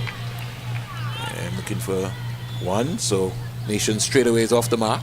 That one made a good sound as well off her bat. It did. Timed that one really nicely, showing good intent from ball one as well. Knight is 15, Nation is 1. Not the nation of Antigua and Barbuda, but the nation of Jamaica. Shady Nation wearing the number 8. Here is Knight just back and just turning this onto the onside. She really looks relaxed at the crease. Knight looks an accomplished player. And she would also know that today would be her day. And she can't afford to get out now at this time. She's seen her partners in Matthews 32, Dottin 31, and the skipper 11, all back in the pavilion. She's got a good start, and she knows she has to carry on. And as the wickets fall around her, we see her strike rate just falling as well as she consolidates. Here is Nation being hustled by delivery there from Amin. This is Amin's 4th over, Mali. 3.4 over so far, not for 19. Doing a very good job here, Amin. Stop. Comes in now to bowl to Nation. In now to bowl to Nation. Nation is hitting this down to long on, getting an easy single. And Amin's got she's got a pretty low arm when she delivers the ball, so it's quite hard to get under it. More round arm. Slingy sort of action here from Amin. Her trajectory is pretty low, so it's hard to get under the ball. Knight is 16, Kashana Knight, and she's going across the line of the ball right there. That was close. And Knight has got to be very careful. No need for that. You've got the potential where you can hit the ball on the offside. Just stroke it there. 15 overs completed, and the West Indies just seeming to get themselves in a tackle here in the CG Insurance International Series. 97 for 3. Consolidation and communication needs to take place. The next 30 deliveries, as Mali said, they got to be able to figure out a way that they're going to get up to 130, 140 to make something happen here. Yeah, and with the loss of Taylor and Dutton, I think they should be looking to revise that score I was talking about. Yes, you want to get to 150, but you don't want to try and go too hard and then in essence end up getting bowled out for 110, 120. So they've got to also be quite smart in the way they go about it here, the West Indies. So 15 overs bowled. You have another 5 overs to go. Verdin Smith now making the change. He's now having a chat with the Pakistan bowler, who again I think is becoming between the umpire and the stump. Is this Sandhu? Yes, it is. Sandhu. Keeping so far in this game has been excellent. Sandhu in now to bowl to Nation. Nation looking to whip this, but can't beat the field at short mid-wicket. And the score remains a 97 for 3. Nation is 2. Knight 16 on the non-striker's end. Nation waits for Sandhu, and she's driving beautifully through past the short extra cover fielder. We'll get a couple of runs. In fact, it's gone for 4. It's a lovely shot by Shady Nation. Just lent on that one, didn't she? Yes, easily. Good cricket shot. She's always had the potential. just 100 up for the West Indies. All her weight was going forward into the shot. That's why she managed to not only find the gap but beat that fielder down there at long off. Great shot. 100 up for the West Indies. So that's another milestone in 15.2 overs. Here is Nation looking to point that one out to the deep backward square leg fielder. She's looking for 2 runs, certainly not on. Lost her hat for a little while, had to go back and retrieve it. That's after the ball had been pronounced dead. 102 for 3, Nation 7, Knight is 16. I like the look of Knight. Yeah, for sure. Really like the look of Knight. She's been impressive so far. Along with she can be able to carry on. Yeah, along with Williams as well that we saw earlier in the 18 game. We're just seeing some real bright sparks of talent here in this West Indian women's setup. Shauna Knight is back and just playing this to the left of the short third man and picking up an easy single. Was inside the 25-yard circle. Good control. Sandu into a 4th over, 1 for 31. That's what has been happening here so far. Nation just looks like she's got a bigger bat, a long handle bat, long blade. And she's driving again, but she lost her shape there. She ended up in a standing up position rather than coming right over it. The previous position she got into. Yeah, getting a head pass over her left knee. So it was very important. Just forget about the power and just look for the timing. And she's driving. Is she dropped? Maybe one bounce back. Looked as if it just bounced in front of her. Yeah, but again, she was looking for power rather than looking for the shape. Over number 16 completed, 103 for 3. And in the meantime, Mali, I still would feel that you want to still look to get singles. There are gaps in the field. For sure. That you could be able to get singles. Big outfield. Yes, it's very, very, very important. And if you can hit these spaces, you can definitely get twos. Twos are always good. And also, if you push these fielders, you could possibly get a mistake and sneak an extra run as well. So it's important that you're hitting these gaps if you're not finding the boundaries. Yeah, got to be able to take that pressure off of the amount of dot balls and that they'll be facing. Who's back here for us now? We got the Sana coming back. So Sana, she's bowled some 2 overs before, not for 21, and she's bowling to Shauna Knight, who looks in real good touch. Good afternoon, Adrian Donovan.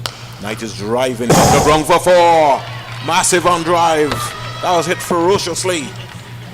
And all the field could have done there was Rife was just. She's played the 2 shots of the day for me thus far, Vernon. I mean the straight drive. The straight drive, that was a shot of the day, hands down. But the way she just smacked this past mid-on with like disdain just shows the class that this woman actually possesses. Her balance is important, Mali, at the crease. That's what you have to really look for. She's looking really organized, very organized. Good bat sweep, good bat speed. That beat of her pace there by Sana. Sana did put an extra bit of effort there into that one. And there is such a thing as the commentator's curse, because she's been going on so well, and as soon as we really start talking her up, she plays an ill-advised shot, just a little poke outside the off stump, a bit of a nothing shot really. But she will tell you, Mali, that she was looking to just run it down past the third man. Maybe she wasn't really in the right perfect position. The left foot did maybe come across, but that's all right. She's still there. She's still there, man, fighting. She's still fighting for 3. Full toss. That should be a no ball. Close to a no-y. It is. Signal by Vernon Smith above the waist, and Knight is short already. Nation almost good running. Good running there. So a no ball called here. Sana guilty there. So a little Cardinals in there, something that you don't want. You have a free hit. She's feeling the pressure a little bit, Sana, with the way that Knight's actually looking to get after her. She just looked to bowl a Yorker and it just seemed to slip out. Knight from Barbados, Shauna Knight, the twin sisters, the Knights we call them, the Knights of Barbados. Sana in down to bowl to Shauna Knight, and she missed out on that. Anytime she just got bad onto that, she went for power rather than just touch it. Just a little uppercut, and that would have raced away. It was there. It was there. But she's got to put that out of her mind now. Certainly. On to the next delivery. She's gone 23 of 20. Doing a very good job here for the West Indies women. Mali, Sana's have been a little bit expensive. This is a third over not for 28. Yeah. Sana bounding away, but this is good. Good aggressive cricketing out the ball tonight. And Knight She's is clean. bowled! Played right around the delivery, just as Mali was talking about.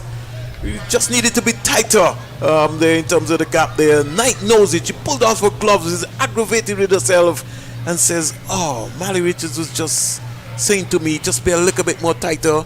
After this, it would have been 3 overs to go. You needed Knight at the end there to pick up that. So she's, again, another West Indian batter got a good start. Knight gone for 23, and West Indies lose their 4th wicket. Once again, another nice 20.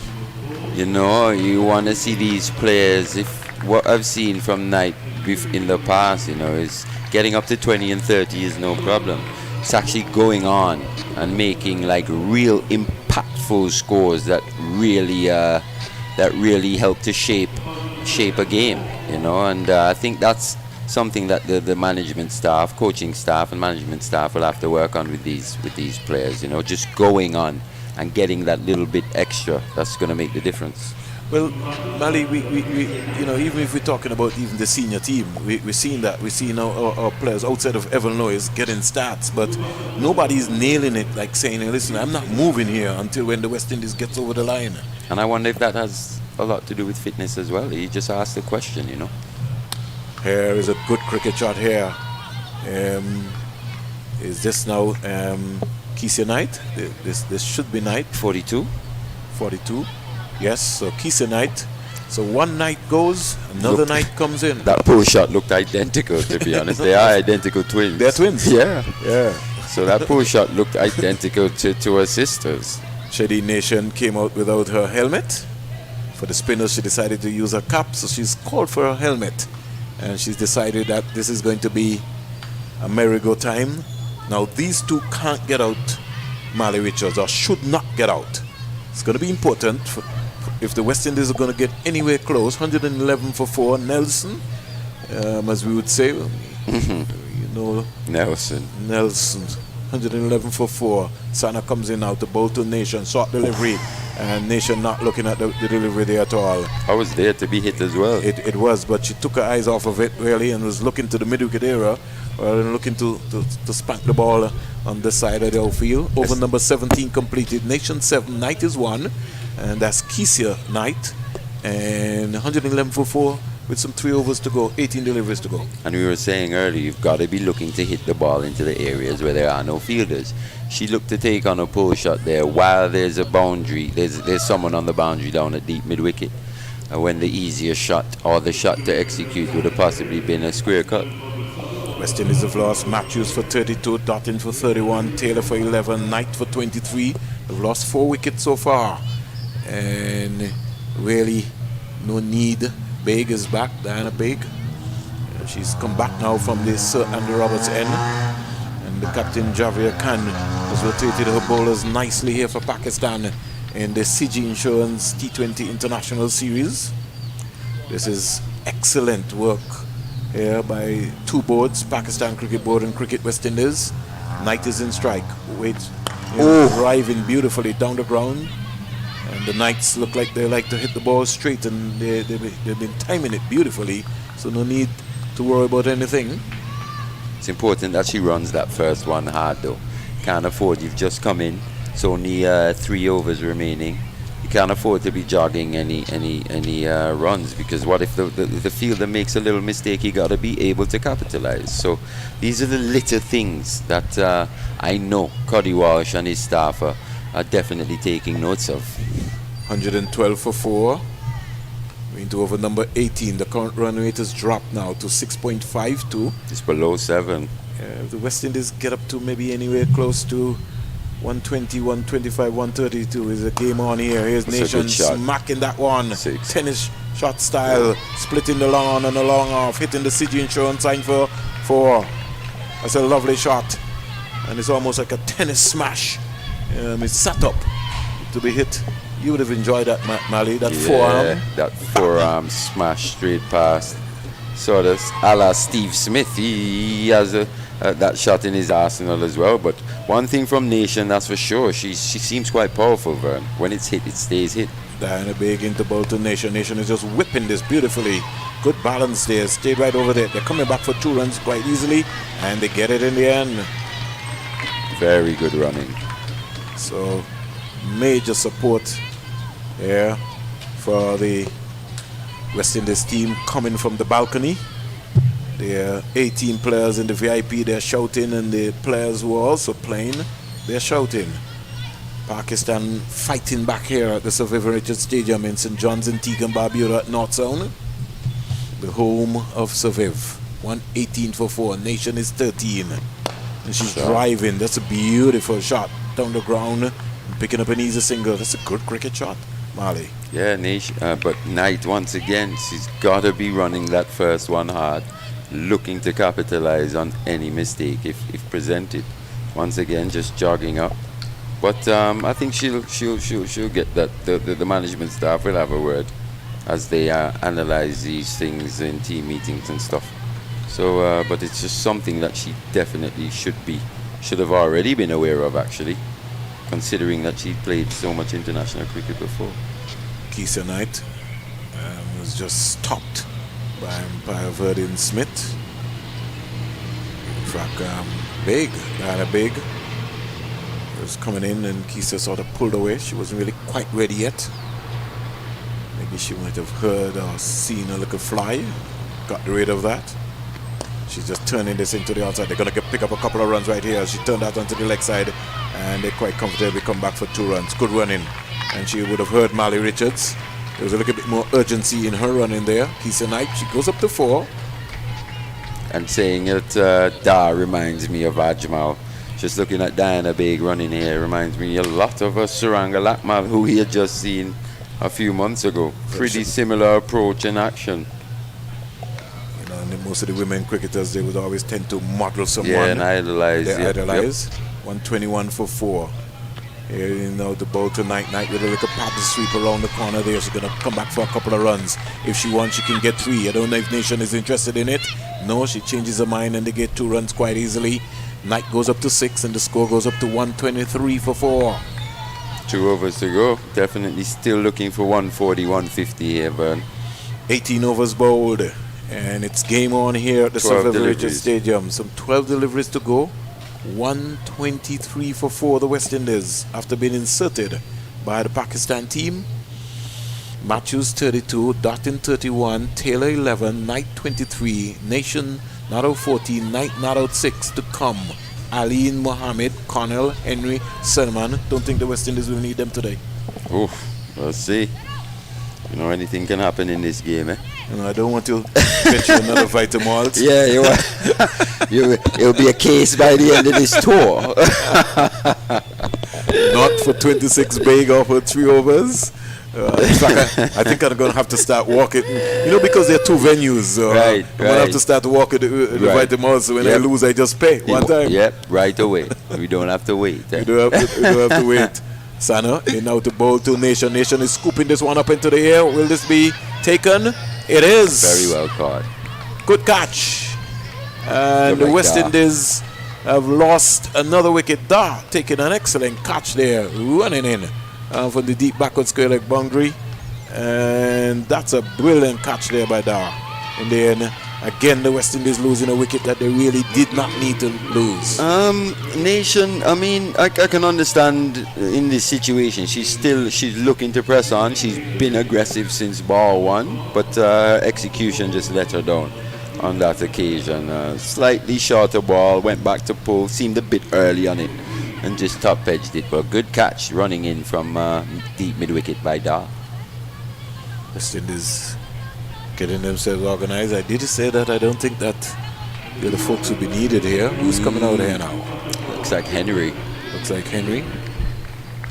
she's a Chanel Henry. She's a big one. She can hit the ball also. It'll be pretty interesting to see what happens. Quite a few power, you know, and we see Knight hit the ball quite hard. We know what Dottin and Matthews can do.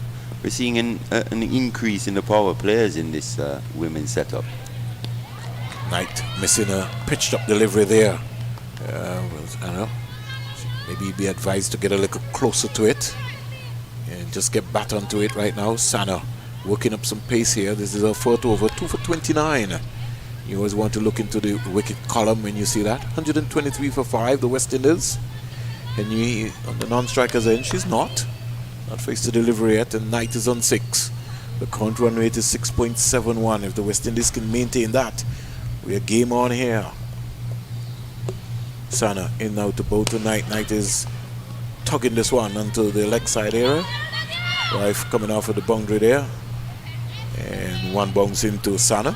Well, to be perfectly honest with you, Vern, this stage of any team's batting innings, at this stage of the game, they'd be looking to build that strike rate. You don't want the strike rate coming down in the 18th, 19th over. So it's still imperative upon these batsmen to make sure they score and actually find the boundaries if they're gonna make a pretty competitive score for the Pakistanis to chase. Here goes Sana.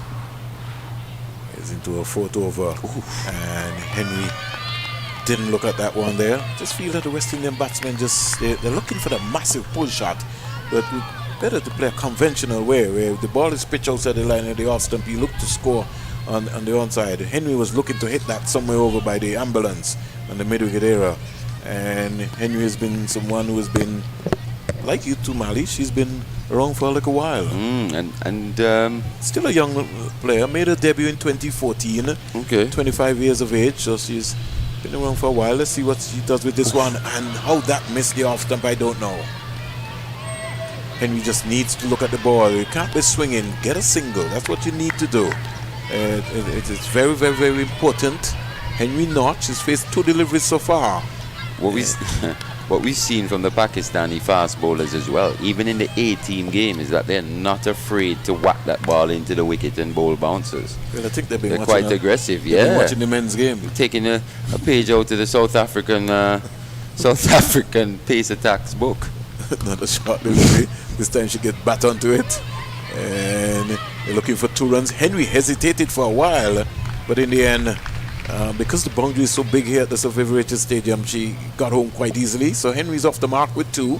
And the West Indies at the end of over number 19, they're 126 for 5. Their run rate has dropped dramatically, as Mali said. And let's see what sort of score they will end up with. You know, at one point going at around 7.5, near 8, and as they've lost wickets at crucial times, this run rate has, come down now to 6.5. And now hopefully with a good over they'll be hoping to get 14 or so runs in this over to at least get up to 140. Sana's fell, 4 overs, no maidens, 2 for 32. That's a positive big shot, hit in the air straight down the ground, but won't have the legs to get anywhere across the boundary. Stops in the midfield area because we had some early showers. So Knight getting 2 runs quite easily there. The score goes up to 128 for 5, the start of over number 20. It's quite tricky to work out what exactly is a competitive score on this wicket, though. 110. You think 110? Okay. That's interesting. I think the West Indies have got more than what they're bargaining for. Let's hope that they can defend that. You've got Anisa Mohammed and company to come out, so that'll be pretty interesting. Big in out the ball to Knight, who just clips this one away beautifully down to the boundary for 4. Boundary that the West Indies certainly needed. That's a lovely cricket shot by Knight between middle and leg, and she just helped it. Sort of Clayton Lambert style. And she just eased that one away. Doesn't have the stature like Clayton Lambert, but how he would have finished that one. Yep. That would have been pretty good. 132 for 5. Still some 4 deliveries to go. And if Diana Baig doesn't get her line right here tonight, she maybe could go for plenty. It's already gone for 32. Yeah, it's going to be pretty interesting. So let's wait and see. Diana Baig, pretty expensive. Not for 32. And again, Verdian Smith had to intervene, signaling dead ball. Chanel Henry on the non-strikers end is on 2. Knight is on 13. So the Knights have been pretty busy today. The Knights from Barbados. Yeah, that's far. Good return to international cricket. Here comes Diana Big is in now to bowl tonight. Knight is driving, smashing that down the ground, but she won't get, in fact, a misfield, and she gets 2 runs quite easily. And Diana Big is almost saying, come on, we can't afford any misfields at this time. In the meantime, the score goes up to 134 for 5. Knight goes to 15. Well, in the recent past, Pakistan this has been Pakistan's strong suit, bowling and fielding. They tend to struggle a little bit in terms of scoring runs, especially when chasing as well. So, like you said, maybe this is already a competitive score. Certainly. And again, just a while ago, Keisha Knight taking her eyes off of the ball, looking for maximum, looking for power. Just need to get your bat onto the ball. Once you get your bat onto the ball, anything is possible. The current run rate is 6.81, and I think the West Indies will end up with 138. Knight will get a boundary off this final delivery. Not this final, no, we still got 2 deliveries to go. They could still get 140. She still needs to be able to find a boundary. I'm backing her to get a boundary. Let's see what happens. But I'm also backing Pakistan to pick up a wicket too. So let's see what happens. In now to bowl tonight. Knight is driving straight down the ground and is out caught. Wow. That's a good catch. That was traveling. It was, but didn't have the elevation. How impressive have the Pakistanis been in the field, though? They certainly have been. Both their A team and now their senior team. And they've worked in the preparation that I've seen them so far. They spent a lot of time, Mali, with doing a lot of fielding drills. It's just so interesting, Mali, when the international teams come to the Caribbean to see the different perspectives of the coaches in terms of some of the work. And you also notice the enthusiasm that the players themselves have for these drills. It's a fun time for them, and they really look forward to it, and they execute it with relish. So Knight for a busy 15. Caught Sana. Excellent catch there by Sana. So we only have maybe 1 delivery to go. Who's facing it? It's the big young lady like Chanel Henry. Let's see if she can be able to get bat onto ball. If she gets bat onto ball and get a boundary, then that'll be pretty interesting. 134 for 6. 1 delivery to go. 1 expected legal delivery. It's big in out the ball to Henry. Henry smashes that down to long on. They're looking for 2 and they're coming back for 2 quite easily. And they get it in the end. So in the end, the West Indies would end on 136 for 6. 136 for 6. And I said to Mali, 110 on this track. Big finishes with 1 for 36 from her 4 overs. And this is going to be an interesting game. I thought that 110 would have been enough. This team, this West Indian women's team, has the ability to score 160, 170, even 180. I certainly support you, Mali. Especially with what we've seen with the three top stalwarts at the top. Let's give you an idea very quickly, Mali, for the scoreboard so far. Hayley Matthews caught Javed, bowled Sandhu for 32. She faced some 28 deliveries. Deandra Dottin caught Diana Big, bowled Dar for 31. Dar picking up her 100 wicket in T20 international cricket. Stephanie Taylor, LBW to Dar for 11. She faced some 18 deliveries. Kashana Knight bowled Sana for 23, 21 deliveries faced. Shadeen Nation caught Dar, bowled Sana for 14. Keisha Knight caught Sana, bowled Big for 15. Chanel Henry not out 4. And Aline, she really didn't trouble the scores because she didn't face a delivery. In the end, extra 6 Mali, 20 overs bowled, 136 for 6. We await now the bowling figures as the groundsmen sort of get the track in order. The bowling figures for Pakistan. Amin, 4 overs, 20 runs, no wicket. Diana Beg, 4 overs, 36 runs, 1 wicket. Sana, 4 overs, 32 runs, 2 wickets. Sandhu, 4 overs, 31 runs, 1 wicket. And Dar, she bowled 4 overs, 15 runs, 2 wickets. With 15 dots as well. 15 dots. The West Indies, they lost crucial wickets. Their opening partnership was 65. That was when they lost Hayley Matthews. Then Dottin followed quickly after 67 for 2. And then the skipper, Taylor, 93 for 3. And then 110 for 4. Somebody seemed not to be able to come up with the others for the meantime on our scorecard, but at least we're all right. Mali was talking about the dot balls, 35, 41, 53 dot balls, Mali, Huh? within the West Indies innings. Just looking at Dar there, bowling her 4 overs with 15 dots. That means they only scored off 9 deliveries in her spell. Really, really top stuff from Dar, leading from the front. So, Mali Richards and myself will take a break here in this important series, CG Insurance T20 International Series. It's the first one right here at the Sir Vivian Richards Stadium. West Indies batting first, 136 for 6. And when we come back, we'll be bringing it, the Pakistan innings to you live and in living color.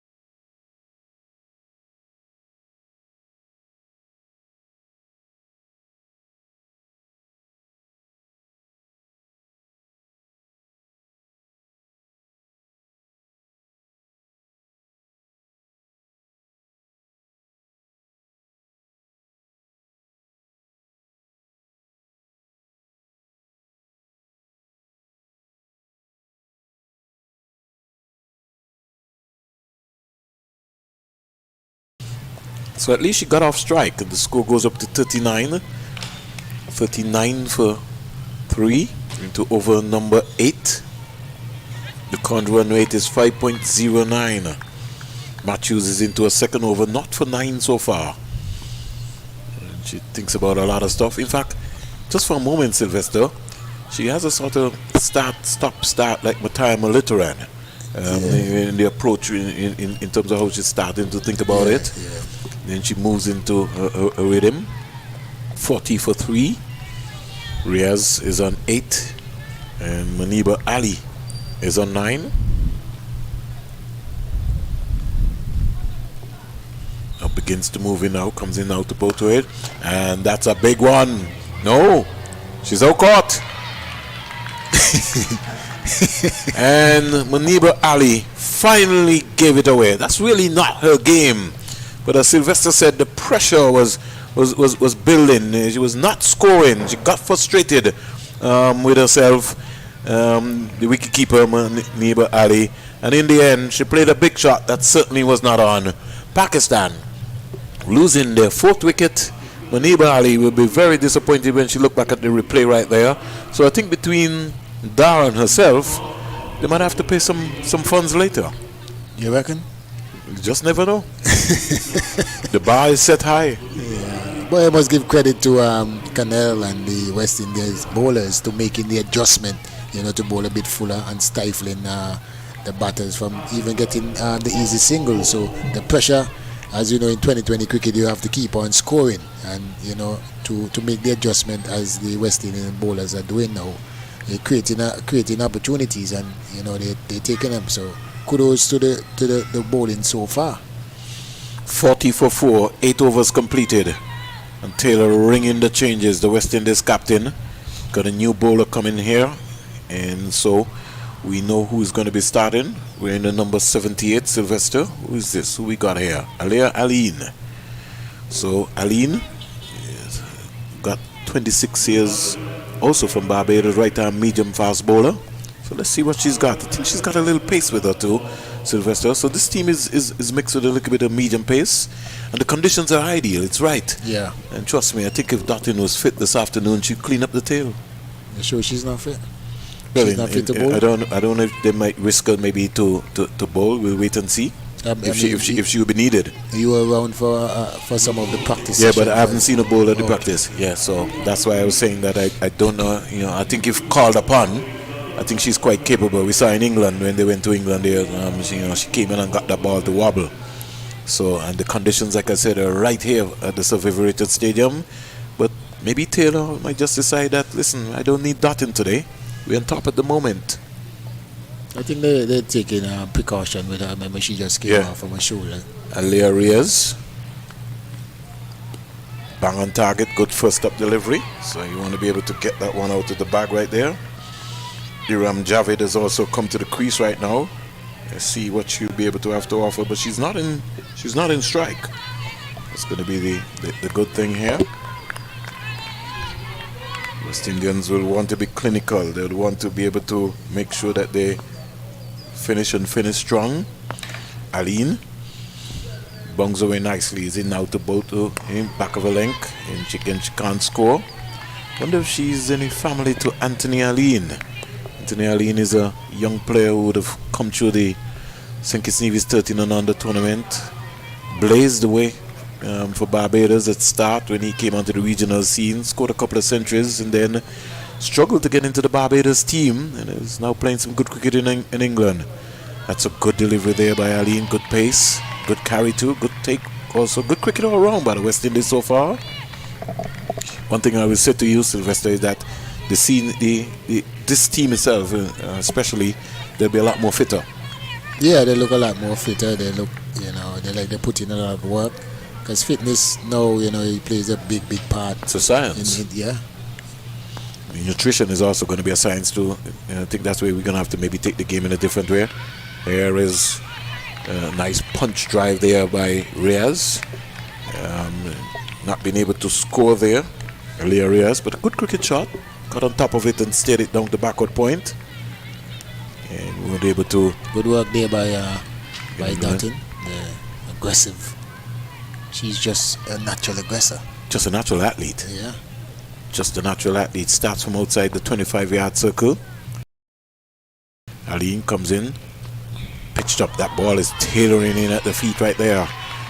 And as Sylvester Joseph said, he wants to see the West Indian medium pacers bowl a lot more straighter.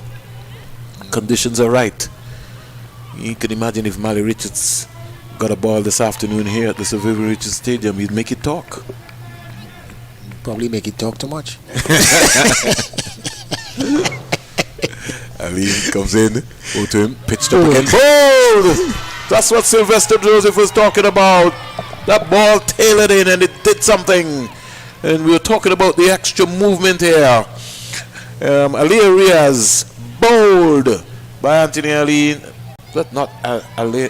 And straight away, she'll be disappointed in herself. They're walking back, Sylvester. Alea Reyes played all around that one. Yeah, that was a good yarker, She didn't defend the stumps at all. No, not at all. The castle, you used to say. You have to defend that castle. Yeah, you have to defend the castle. Can't let people just come and just hit your stumps just like that. Sylvester, if there's one thing Sylvester learned was that early o'clock. Yeah, you have to defend that castle. You got to defend that, man. Yeah, but she looks very deceptive. She looks a bit quicker than I guess you will expect. Alea Reyes, bowled there by Aline, and Alea Aline, and completing the task right there. So Pakistan crumbling here at the Survivor Richards Stadium. West Indies on top in live and in living color as we get ourselves organized right here in terms of the action. Taylor will be looking to continue and be able to maybe want to pick another wicket up very quickly. West Indies would want to be clinical here. They would know that want to get an upper hand on Pakistan. On drive, down the ground very quickly. And very much off the mark here. So we get a look at it. We got the number 20 Sylvester, and the number 20 seems to be Naseem. Aisha Naseem comes in to strike. Iram Javed just got a single right there. And Pakistan is almost like London bridges falling down here. Naseem comes in to strike. So Javed is off the mark with 41 for 5 into over number 10.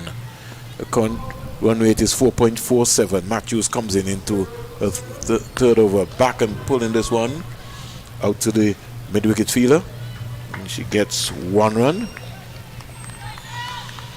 West Indies can't afford to let up here Sylvester Joseph. They have to work out in the back of their mind. They're going to make sure that they keep the pressure on. Don't ease up, because you can underestimate the Pakistan team. Back and just tearing this down to third man. Who's after it? Dot in. Will she be able to throw this one? She does. And she fires a return to the keeper. So I think now and again she works on that. Outside of that, she doesn't maybe try to pressure herself too much. Yeah, it's all about the confidence. I mean, after a surgery and coming back, you only need time, to trust that shoulder that you can throw again. And she's trained pretty well, differently. Remember the first over throw that went to the boundary so quickly.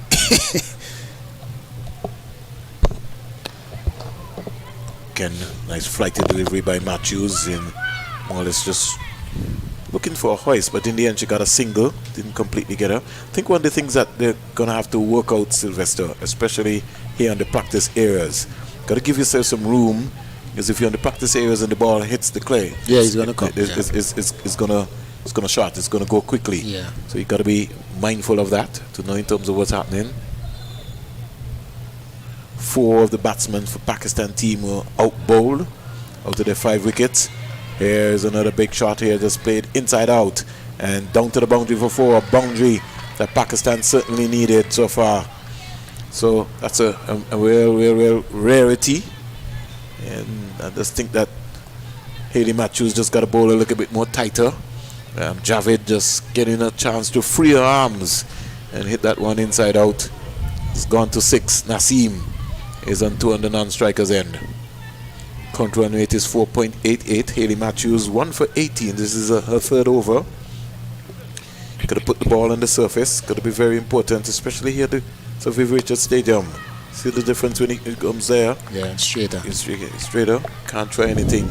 So 48 for 5. Sylvester, your final thoughts here before we get Mali into the hot seat?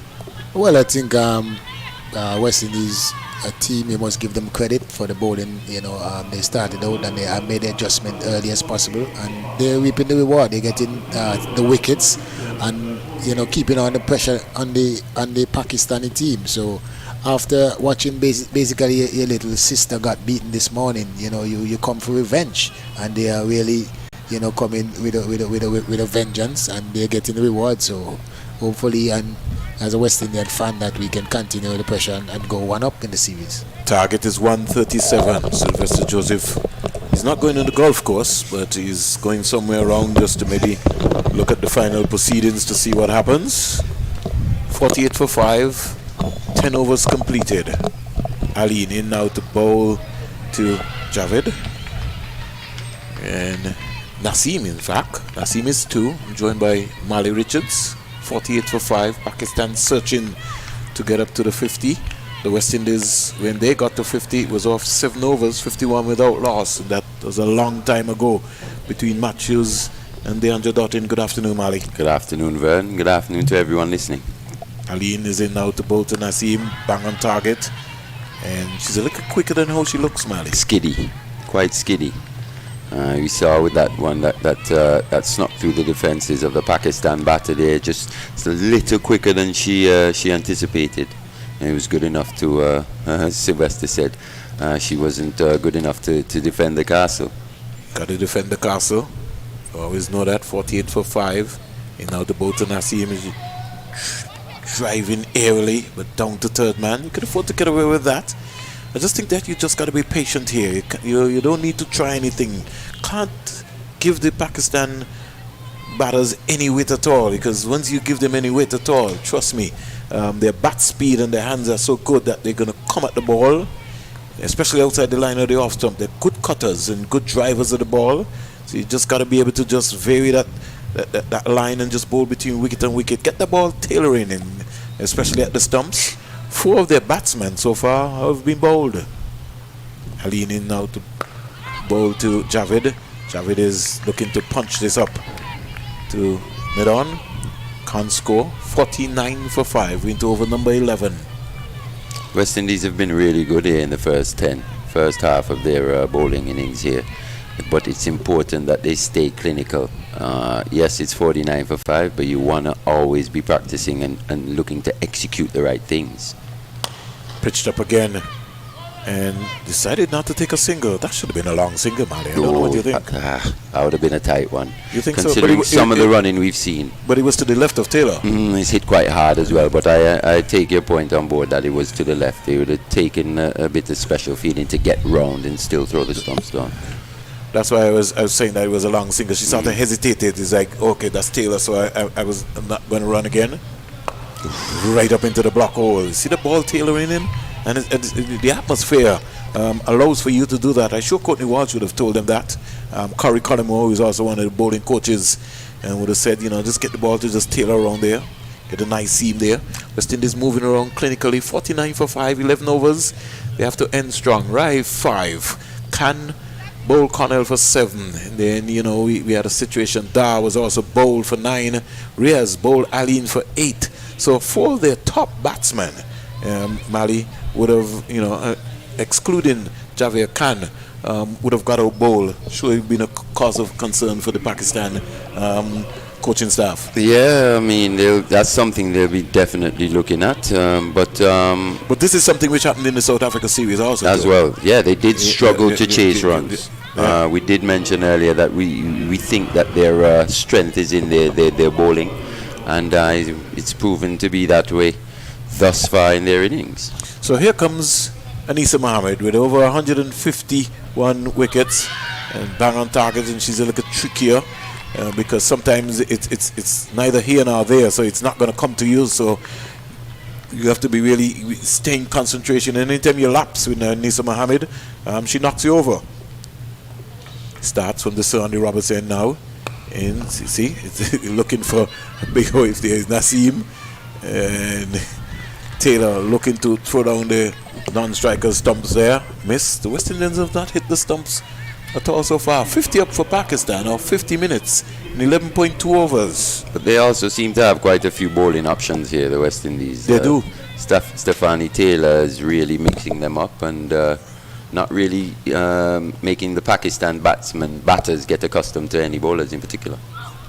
And Knight coming up a little bit too quick right there, and they've been able to pick up a bye.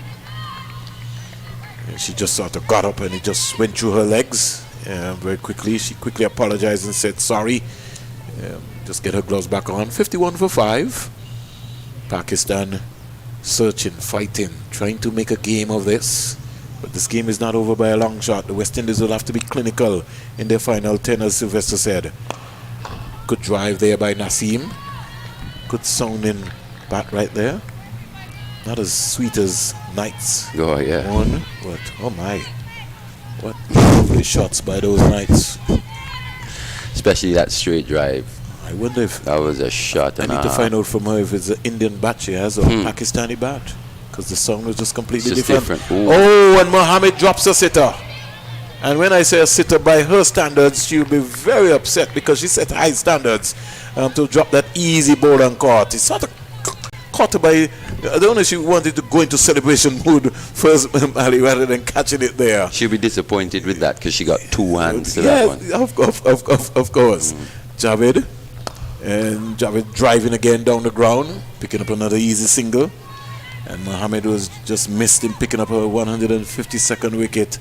And that's the sort of bowler that she is. Over number 12 completed. And Pakistan just moving around nicely, jollying on. 52 for 5. Oh, what a fantastic option to have now coming to your attack. Anisa Mohammed, with all the experience that she's got, all the nous that she's got. She's quite a wily veteran for this West Indian team, and she's just come in and done her job here again really, really well. The pick of the bowlers so far has been Connell. 4, 21, 3. Mali, 13 dot balls. Very, very very good spell there from Shamila Connell. Really good contest. Let's see what's going to be happening here with our good friend Aline. She's got something to prove here. Let's see. She gets the ball tailoring that's going down the onside.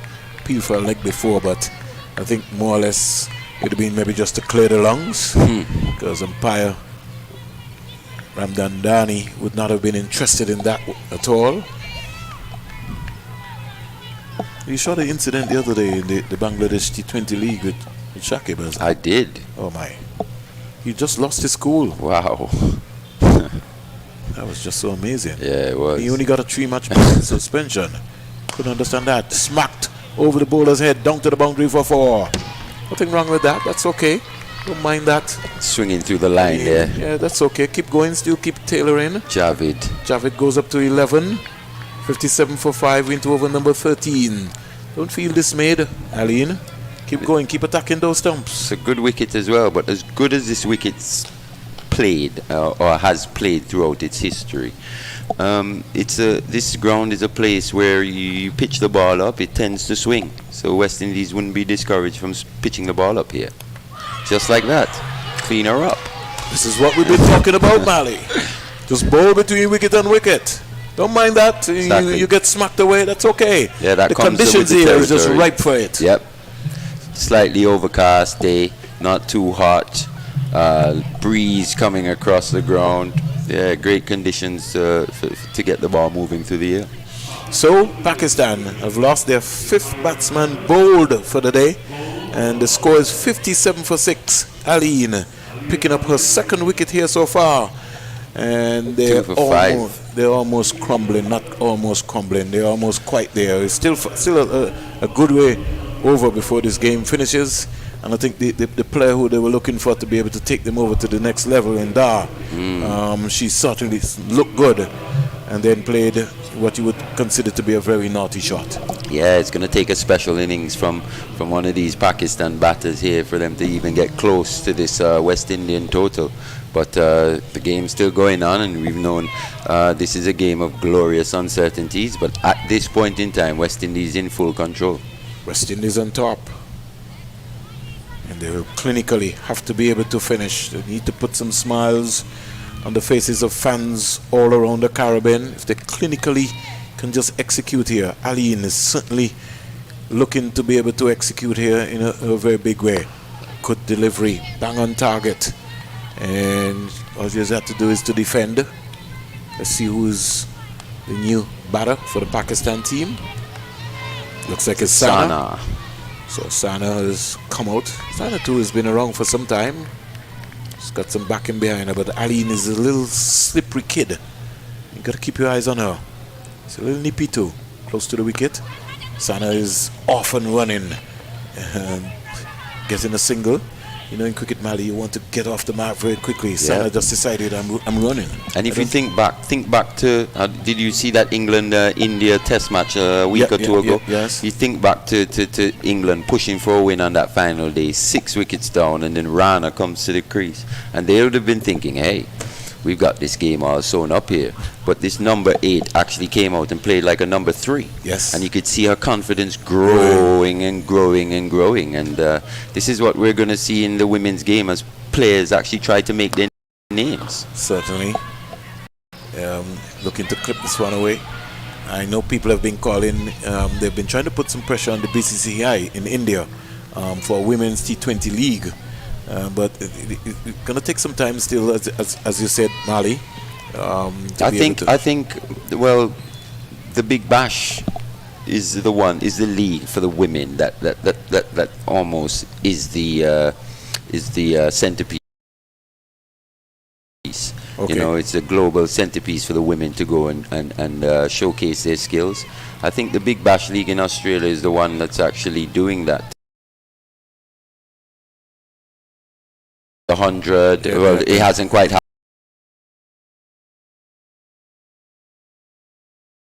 happened yet, but it's on the verge. Yeah, and you know, we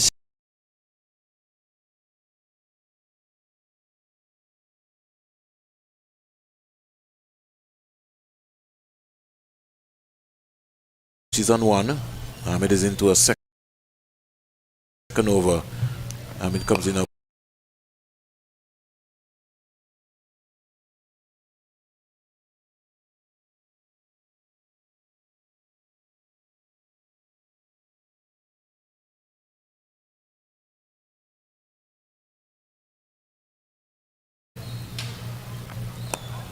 comes quietly forward is Sana.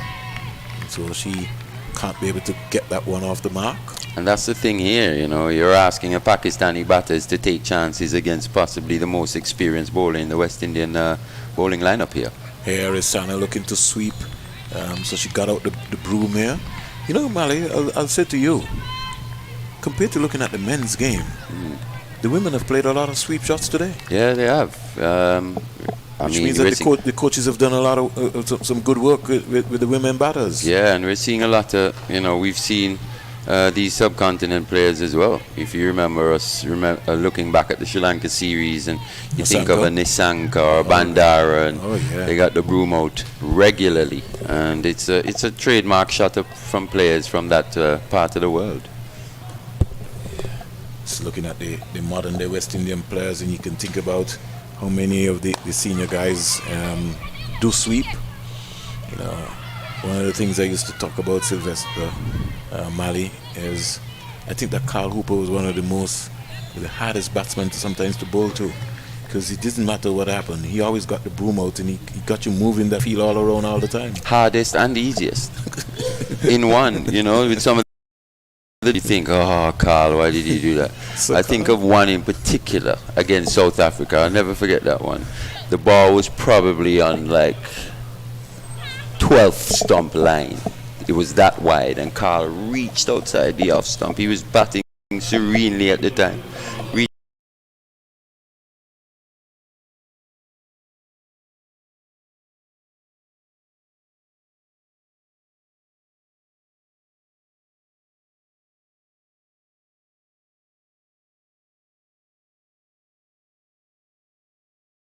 Outside off stump and bunted it.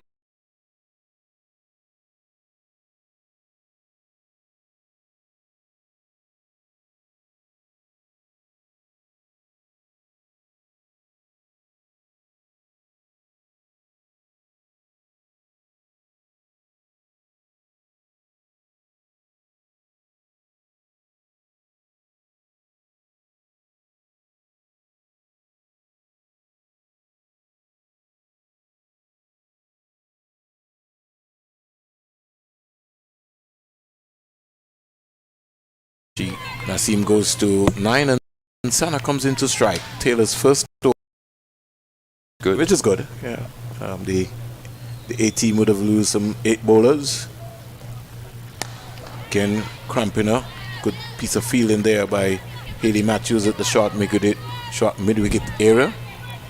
And the score is 63 for 6. 63 for 6. We're into over number 15. Taylor getting through her overs very quickly, short and wide. There's a appeal for caught behind, but they decided to change their mind because she didn't get a nick onto it.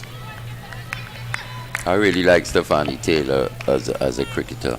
She offers quite a lot. Springs. Back and cracking that past Mohammed. And it was diving away there. I think this is one of the hardest games that I've seen Mohammed have to work in. And again, that example stumps. Now I'm saying if Taylor behind her and she now had to turn to go for it, and like I said, the coaches are going to have to tell me something different. I know that you got to, as a bowler, you got to get over the stump. Yeah, but I see a whole different pattern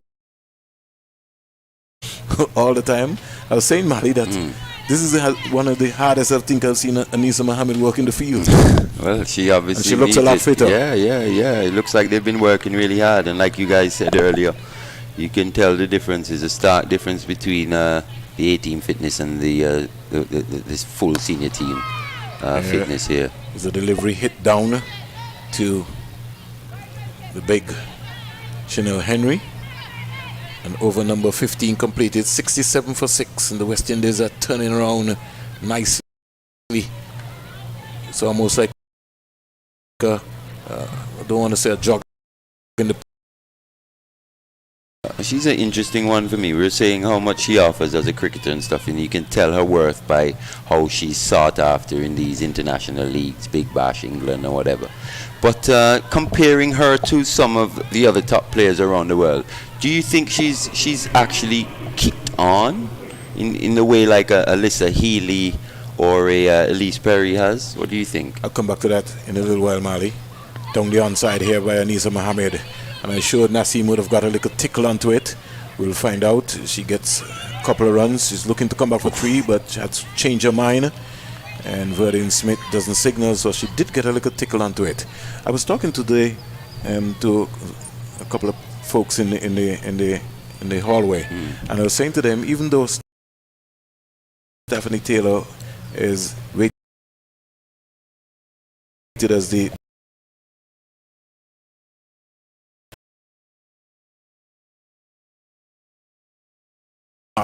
as being captain of the West Indies team is another different situation. When she came in, I just think that she's Stephanie Taylor. I think it's a confidence thing. Yeah, it's a mindset. You gotta come in and just explain to people that, hey, I'm here. She seems to be a big confidence player. So when it's going really well, her body language is really positive and she shows all the right things. But when it isn't, it tends to go the other way. Mohammed comes in to bowl to Naseem, who's 14. Naseem is having a go at this one down to long on. One bounce down to the fielder. And they're only able to get 1 run there so far. So the West Indies, they're contented. They're maybe not trying anything. In the meantime, the Pakistani batters, women cricketers, they're having some fun. Mohammed not for 11. This is her 3rd over. Comes into bowl to her, and she's going and having a hoik at this one. This game is not over yet. Boundary to Pakistan. Shot. And Sana decided to have a heave at Nahisa Mohammed, and she would have played against Mohammed for some time. And that was flighted up, and she marched down to it and smacked it over the vacant mid-wicket area. And the fielder there, long on, didn't have a chance at all. 76 for 6 into over number 16, Anisa Mohammed. Not for 15. This is the 3rd over. She starts. She's already dropped the ball and caught already. She'll have to wait for the next one and look and see in terms of what's happening. One more legal delivery expected to be left in this over. 76 for 6. Mohammed not for 15. Sana is 9. She's in strike, and Naseem is 15. And she's going again over into that favorite area. That's her area. And looking for it. There's good work there by Knight. And she comes quietly back for a 2nd run. So over number 16 completed. The West Indies motoring on and turning around very quickly. 78 for 6. And that's the latest score here at the Sir Vivian Richards Stadium in the CG Insurance International Series between West Indies women and Pakistan. Pakistan would have lost wickets at 7-14, 23, 40, 40, and 50.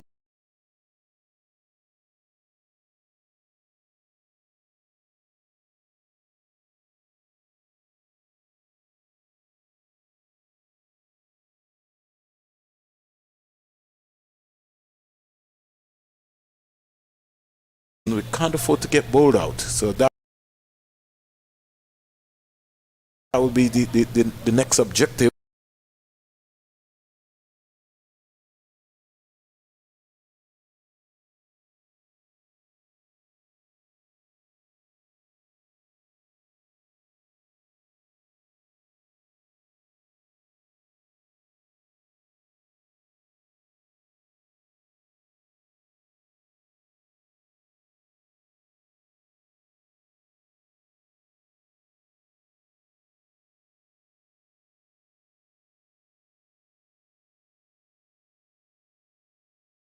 What's going to be taking place? Flatter, faster. She's got enough time, Sana, to be able to just punch that out to the sweeper. Again, you see what I was talking about, Mali? Yep. I want to see them get behind the stump. And her position in front of the stumps isn't great either. It's not like she's right next to the stumps looking to collect it and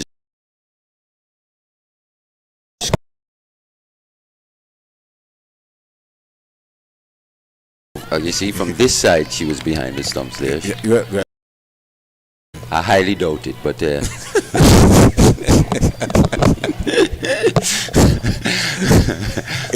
for 6.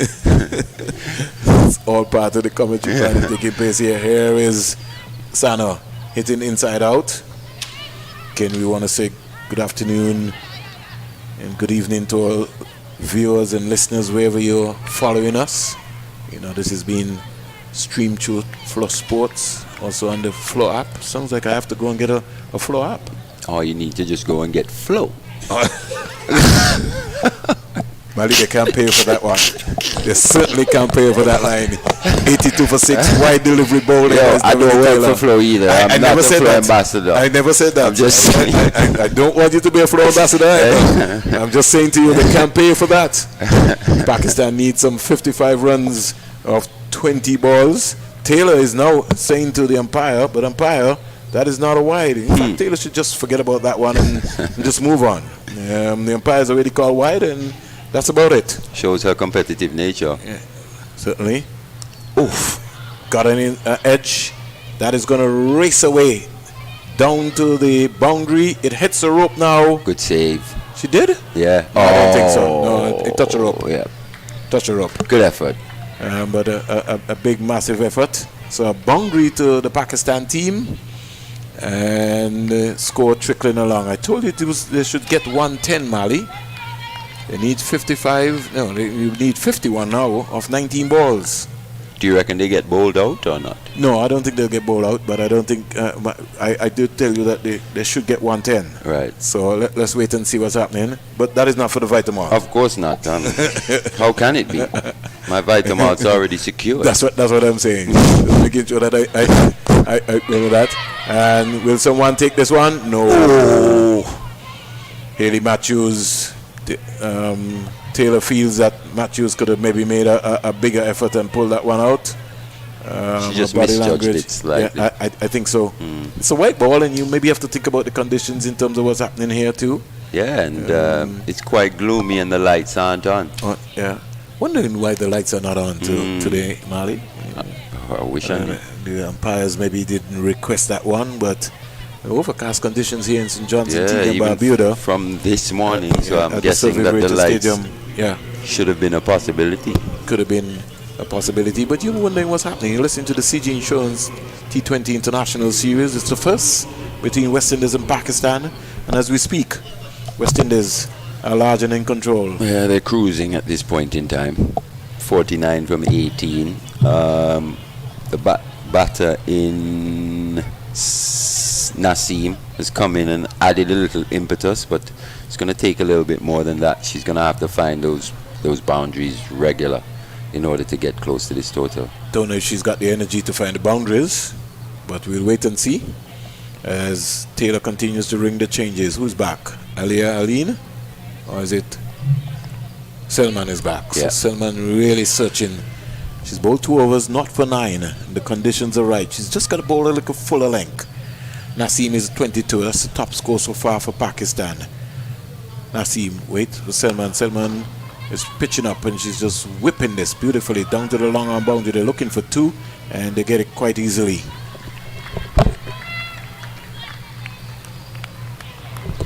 Good running, good aggressive running there between Sana and Naseem. What we've seen from Naseem is she loves that wide, long on area. It's these little things with the long on being a little straightish. It could possibly go a little wider to save a run there, because they're getting 2 every time she hits the ball in that area. Here comes Selman in out the boat to Naseem, tucked her up, and Anisa Mohammed will have some work to do. They're thinking about coming for 2, but Mohammed has done beautiful work there inside the 25-yard circle and cut that off. Trust me. I say good afternoon to some basketball series.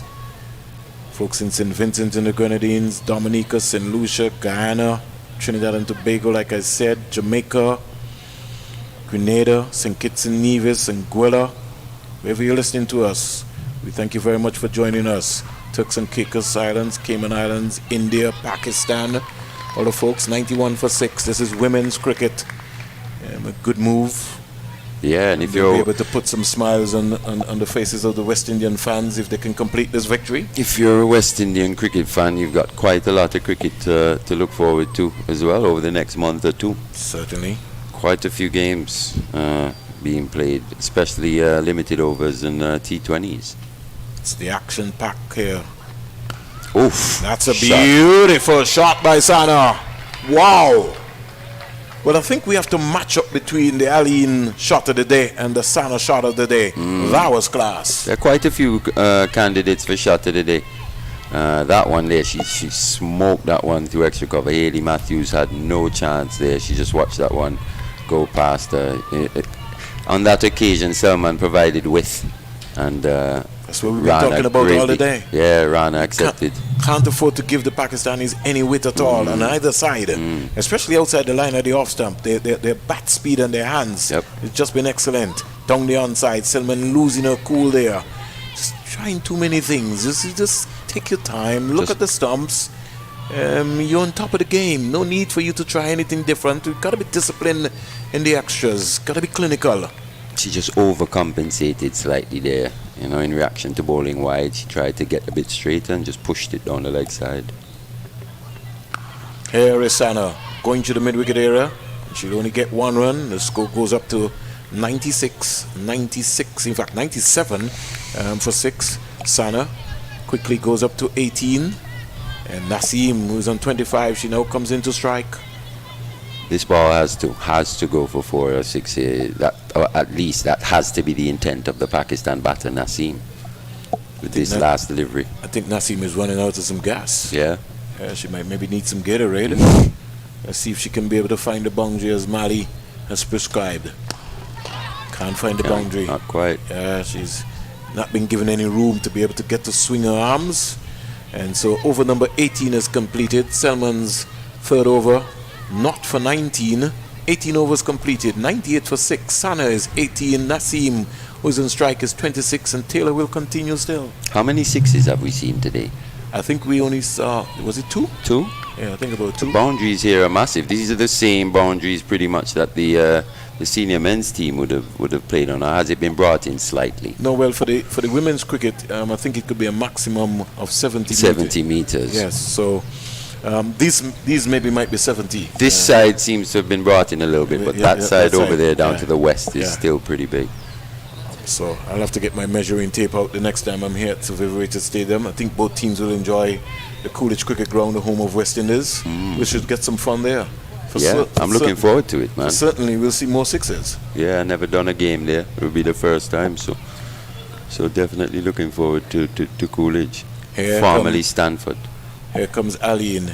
The bottle thing. That's a big third one. That's gone. Pitched up.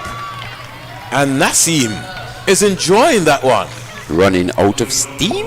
Was she? Not at all. She's just asked you how many sixes, and that was the third one. Wow. Yeah, it's a big hit. 100 up for the Pakistan team. This game has some life in it, Mali. She's showing she's got some power. At least she's going to go down swinging, that's for sure. Well, I can tell you, I feel that Aline will knock her over very quickly once she continues to bowl between wicket and wicket. But Naseem might be thinking about executing and hitting her again. Again, the inside-out pass, Anisa Mohammed, and they're coming back for 2 runs. And all of a sudden, Naseem is roughing up the West Indies women's team here for a little while. She came in though and showed intent from her first delivery.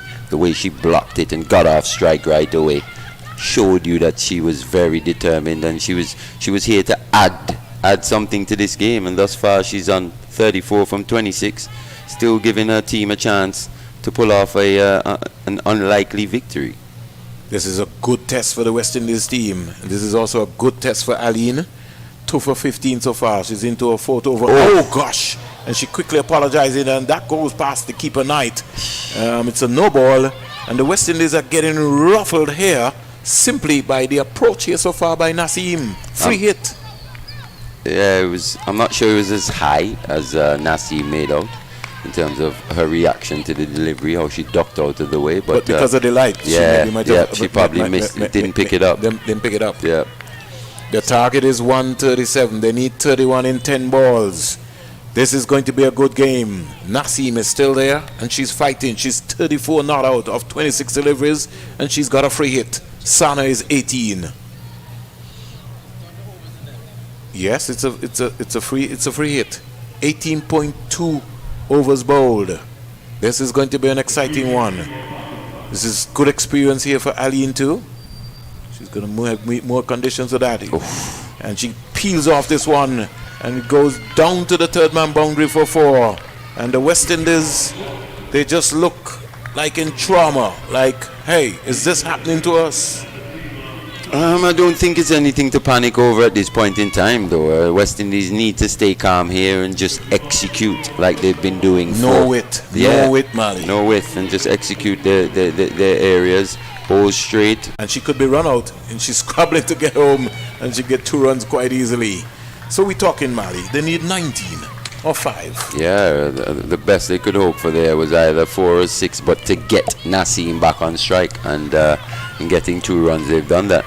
118 for 6. She's the best chance of a Pakistani victory here, so it's upon her to face as many of these deliveries as possible. Naseem is 42. The count run rate is 6.16. Selman into a 4th over, not for 21. Starts from the Sunday Robertson, goes past Verdine Smith, in out about to Naseem. Naseem is driving inside out.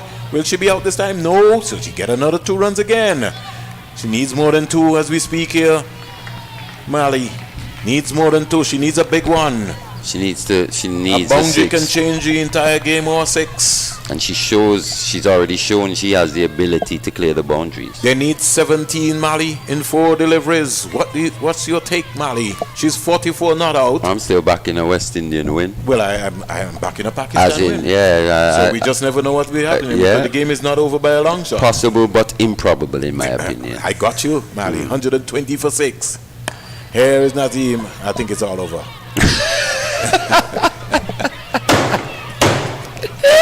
I think it's all over, Malachi. she couldn't. One ball springs. She couldn't find the elevation. One ball. Just one. She couldn't find the elevation on that one. 16 and 3. I mean, she's got to hit 3 6s here. Yeah, that's what I was saying to you. She couldn't be able to find the elevation on that one. Got to be disciplined. Pressure here. Let's wait and see what's going to be happening. This is a good delivery. It was a beautiful delivery. I told you that, man. Well bowled. Naseem was the one who was It had to be Naseem. was being going. It had to be Naseem. And she just didn't have the energy to be able to pull it out, to be able to get that big boundary that you really needed. So you know what's happening. The West Indies 8 extras so far, 121 for 6. But she has shown us something here today, though. She has. Selman is going to come in now to bowl to Sana. In now to bowl to Sana. Sana is driving to cover for 4. Beautiful. Oh! And even though this game is over, Pakistan is sending a message to the West Indies team. That's a lovely shot. And Sana quickly shots up to 23. Naseem is 45, 125 for 6. And unless something ridiculous happens here where she bowls a no ball or wide or something, it's going to be a West Indies victory. Yeah, but the Pakistanis have fought back pretty nicely in this game. I think we can anticipate a pretty hard-fought series going forward. Selman comes in now to bowl to Sana. Sana driving ferociously down the ground. And game over. West Indies victory. Victory to the West Indies. But they were ruffled in the end by Naseem and Sana. They held their nerve, though. They did hold their nerve, and they dropped some crucial catches. Steve Libert, the fielding coach, will have to go back to the drawing board and one of the better is he'd probably be a little disappointed with what he saw there at the end, but overall is a good job by the West Indian team, and also we must commend Pakistan for the way that they fought back in this game, and give Naseem some credit as well. Taylor still challenging the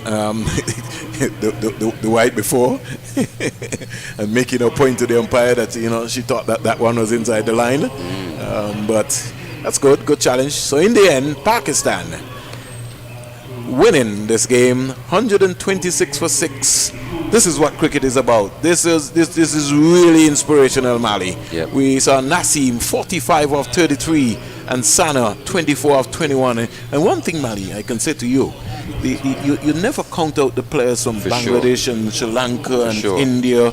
You know, you got to treat everybody the same way. You got to treat Naseem and Sana just like a Dar and the top order batsman. That's why I mentioned what happened in that India test as well, because England had to treat Rana as a top order batsman, but they didn't know enough about her at the time, and she came out and played fantastic innings.